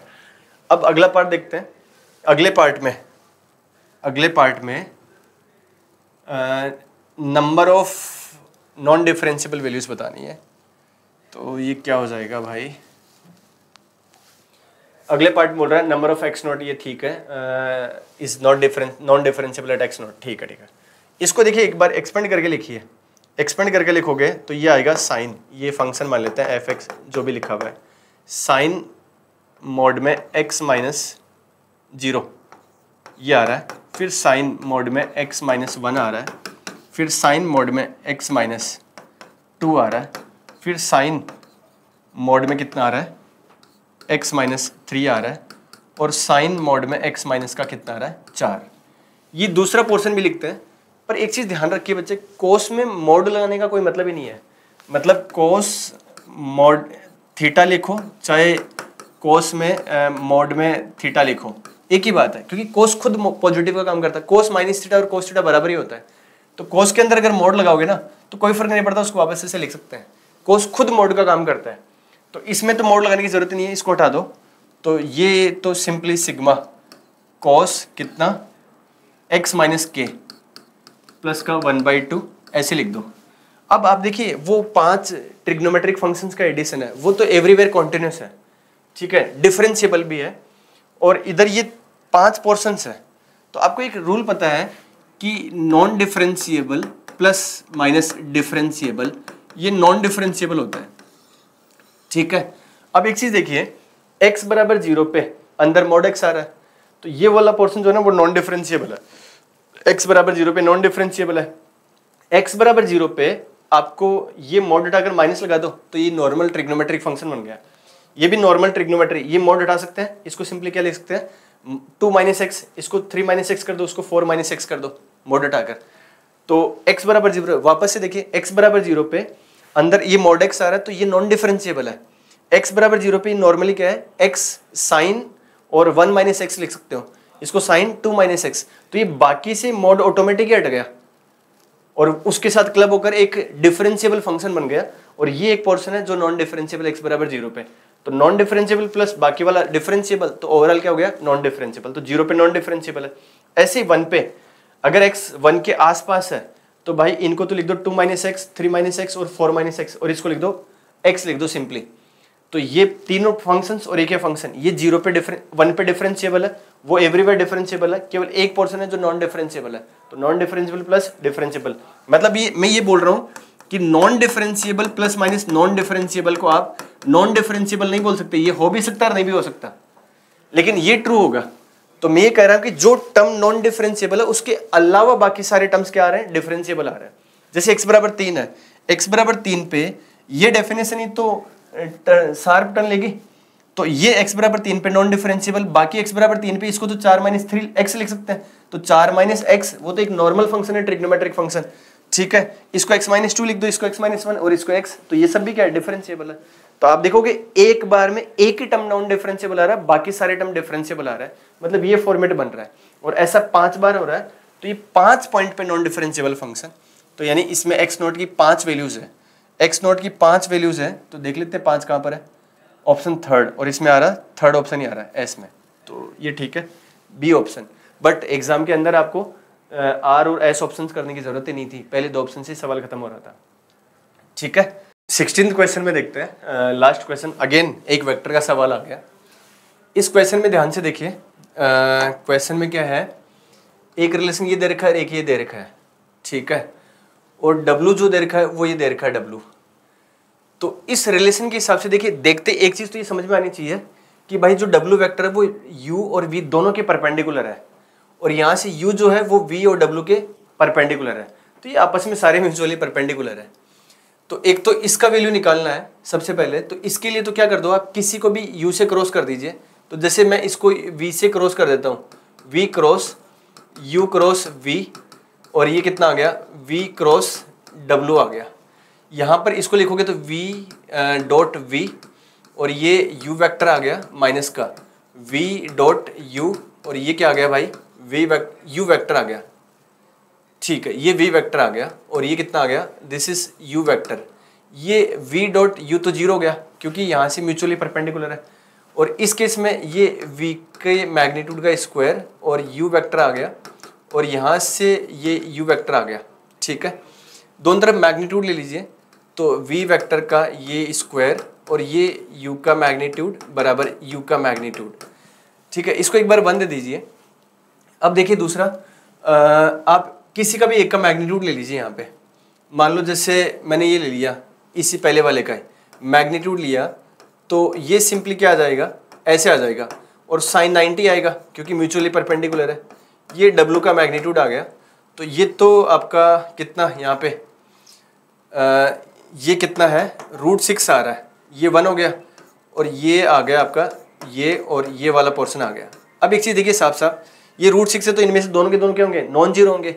नॉन जीरो होंगे तो ये 0 के बराबर नहीं हो सकता, तो 0 के बराबर नहीं हो सकता, कैंसिल आउट किया, कैंसिल आउट करने से V का मैग्नीट्यूड कितना आ जाएगा, 1 आ जाएगा। तो ये 1 है, तो भैया ये U का मैग्नीट्यूड कितना आ गया, √6 आ गया, ठीक है। एक तो ये ध्यान में रखना, मतलब alpha square plus beta square बराबर 6 आ जाएगा। दूसरा देखिए यहाँ पे, अगर U का W का मैं डॉट करूँ तो U डॉट W बराबर कितना आ रहा है, 0, क्योंकि म्यूचुअली परपेंडिकुलर है। तो ये अल्फा प्लस बीटा माइनस का 2 गामा बराबर 0, एक ही रिजल्ट आ रहा है, ठीक है। अब आगे बढ़ते हैं, आगे कैसे, ये जो 3 रिलेशंस दे रखे हैं ये सिमेट्रिक है। सिमेट्रिक रिलेशंस को सोल्व करने के लिए कई बार उनको ऐड करने से कुछ ऐसा रिजल्ट आता है जो आपकी हेल्प कर सकता है। तो एक बार मैंने क्या किया, तीनों को ऐड किया, तीनों को ऐड करोगे ना बच्चे, तो ये क्या आ जाएगा, माइनस का t प्लस का 2 into alpha plus beta plus gamma बराबर 0 आ रहा है। तो यहाँ से एक तो t बराबर 2 आ रहा है, और दूसरा क्या आ रहा है, alpha plus beta plus gamma बराबर कितना आ रहा है, 0 आ रहा है। अब t बराबर 2 ले लिया, तो t बराबर 2 कोई 2 में रख दो, जैसे एक तो ये ले लो आप, t बराबर 2 किसी में भी रख दो, 2 में, किसी भी 2 में। तो जैसे मान लो ये पहला वाला माइनस का 2 alpha plus beta plus gamma बराबर 0 है, और एक ले लिया अल्फा माइनस का 2 बीटा प्लस गामा बराबर 0। इसको माइनस करते हैं, माइनस करने पर कितना आएगा, दिस विल बी माइनस का 3 अल्फा प्लस का 3 बीटा बराबर 0। तो यहाँ से अल्फा बराबर क्या आ जाएगा, बीटा आ जाएगा। ऐसे सेकंड t बराबर 2 रखकर सेकंड और थर्ड को करोगे तो वहाँ से बीटा बराबर क्या आ जाएगा, गामा। तो यहाँ से आप देखोगे कि इस केस में अल्फा बराबर बीटा बराबर गामा आ रहा है, ठीक है, जब t बराबर 2 है। यानी एक तो ये केस है, एक ये केस है। अब आगे बढ़ते हैं सेकेंड पार्ट में। अल्फा बराबर √3 है और आप देखिए u का मैग्नीट्यूड कितना है, √6 है। अगर मैं अल्फा बराबर √3 ले लूँ, इस केस की बात करूं तो ये तीनों √3 होंगे, तो √3 तो यहाँ से u का जो मैग्नीट्यूड है ना वो 3 आ रहा है, जबकि उसका मैग्नीट्यूड कितना है, √6 है। तो ये वाला केस तो नहीं हो सकता, यानी अल्फा बराबर √3 वाला ये केस होगा। और एक चीज ये देखिए, ये दे रखी है, इसको और इसको आप ध्यान से देखोगे ना, इस केस में अगर ये तो सबके लिए ट्रू है, तो अगर मैं इसको अल्फा प्लस बीटा माइनस का 2 गामा बराबर तो 0 है ही, तो यहाँ से अगर माइनस करोगे तो गामा बराबर तो कितना आ रहा है, 0 आई आ रहा है इस केस में, और गामा बराबर 0 है तो बीटा बराबर कितना आ रहा है, माइनस का अल्फा आ रहा है, ठीक है। ये इस केस में ध्यान में रखना। तो अगर अल्फा बराबर कितना है, √3 है, तो गामा बराबर तो ऑब्वियसली कितना आ रहा है, 0 आ रहा है। तो इस केस में ये तो पोर्शन आ गया, इससे ये भी इधर ही आ गया, ठीक है। मतलब P और Q दोनों में क्या आ रहा है, 1 आ रहा है। P और Q दोनों में 1 आ रहा है, 1 है या सॉरी, ये मैग्नीट्यूड तो कितना आया था, 2 आया था, तो 2 1। एक बार ऑप्शन में देख लेते हैं, आगे सोल्व करने की जरूरत पड़ेगी। 2 इसमें भी आ रहा है, 1 इसमें आ रहा है, तो ये दो तो आउट हो गए, ये भी आउट हो गया और ये भी आउट हो गया। अब 2 बचे। अब इन दोनों में आप ये भी सेम है, ये लास्ट वाला है, तो चलो आगे बढ़ते हैं, बाकी देख लेते हैं। अगेन अल्फा बराबर √3, तो ये केस तो आउट हो ही गया था हमारा, ये बचा, ये वाला केस रहेगा। तो अल्फा बराबर √3 है, तो यहाँ से ये √3, तो बीटा प्लस गामा कितना आ गया, माइनस का √3, सोल्व करने पर 3 आ रहा है। तो ऑब्वियसली आर में कितना आ रहा है, ये वाला पोर्शन आ रहा है, आर ये आ रहा है। आगे फोर्थ ऑप्शन देखते हैं। फोर्थ ऑप्शन में अल्फा बराबर √2 है, ठीक है। अब अल्फा बराबर √2 जो है, अगर मैं इसमें रखूं √2 तो मैग्नीट्यूड √6 आ रहा है, यानी वो मैच कर रहा है। अगर अल्फा बराबर √2 इसमें रख दूं, इसमें √2, तो ये तो 0 है, ये √2, ये माइनस का √2, मतलब अल्फा √2 तो बीटा कितना, माइनस का √2। तो ये अगर इस केस में ये वाला जो पोर्शन है, इसके हिसाब से ये √2 है, ये माइनस का √2, ये 0, मैग्नीट्यूड लोगे तो 2 आएगा, जबकि मैग्नीट्यूड कितना उसका, रूट का 6 है। तो ये वाला केस यहाँ पर वैलिड नहीं होगा, ये वाला केस आएगा इस केस में। और इस केस में t कितना है, 2 है, तो 2 रखने पर कितना आ रहा है, 5, यानी s में कितना आ रहा है, 5 ऑप्शन। तो आई थिंक दिस इज, कौन सा ऑप्शन जाएगा, s में 5। तो ये दो तो आउट हो गए थे, इसमें 3 है, इसमें 5 है, तो ये वाला ऑप्शन आ गया ए। तो ओवरऑल देखें तो मेरे हिसाब से, अकॉर्डिंग टू माय ओपिनियन, ये जो आखिरी वाला सवाल था थोड़ा सा लॉजिकल था। आपको मतलब रिजेक्शन, सिलेक्शंस, वो सब सोचना पड़ रहा था वेक्टर्स के कॉन्सेप्ट्स के साथ साथ में, तो ये ठीक था। बाकी सवाल नंबर 9 से लेकर 16 तक all the questions are very moderate, जो कि शायद हर बच्चा अटेम्प्ट कर सकता था, बस कैलकुलेशंस का ध्यान में रखना था, ठीक है। तो ये आपका पेपर 1 है जे एडवांस 2025 का, जो 18 मई को हुआ था। और इसी के साथ आप आगे पेपर 2 का सोल्यूशंस भी देखेंगे। बाकी धन्यवाद, जय हिंद।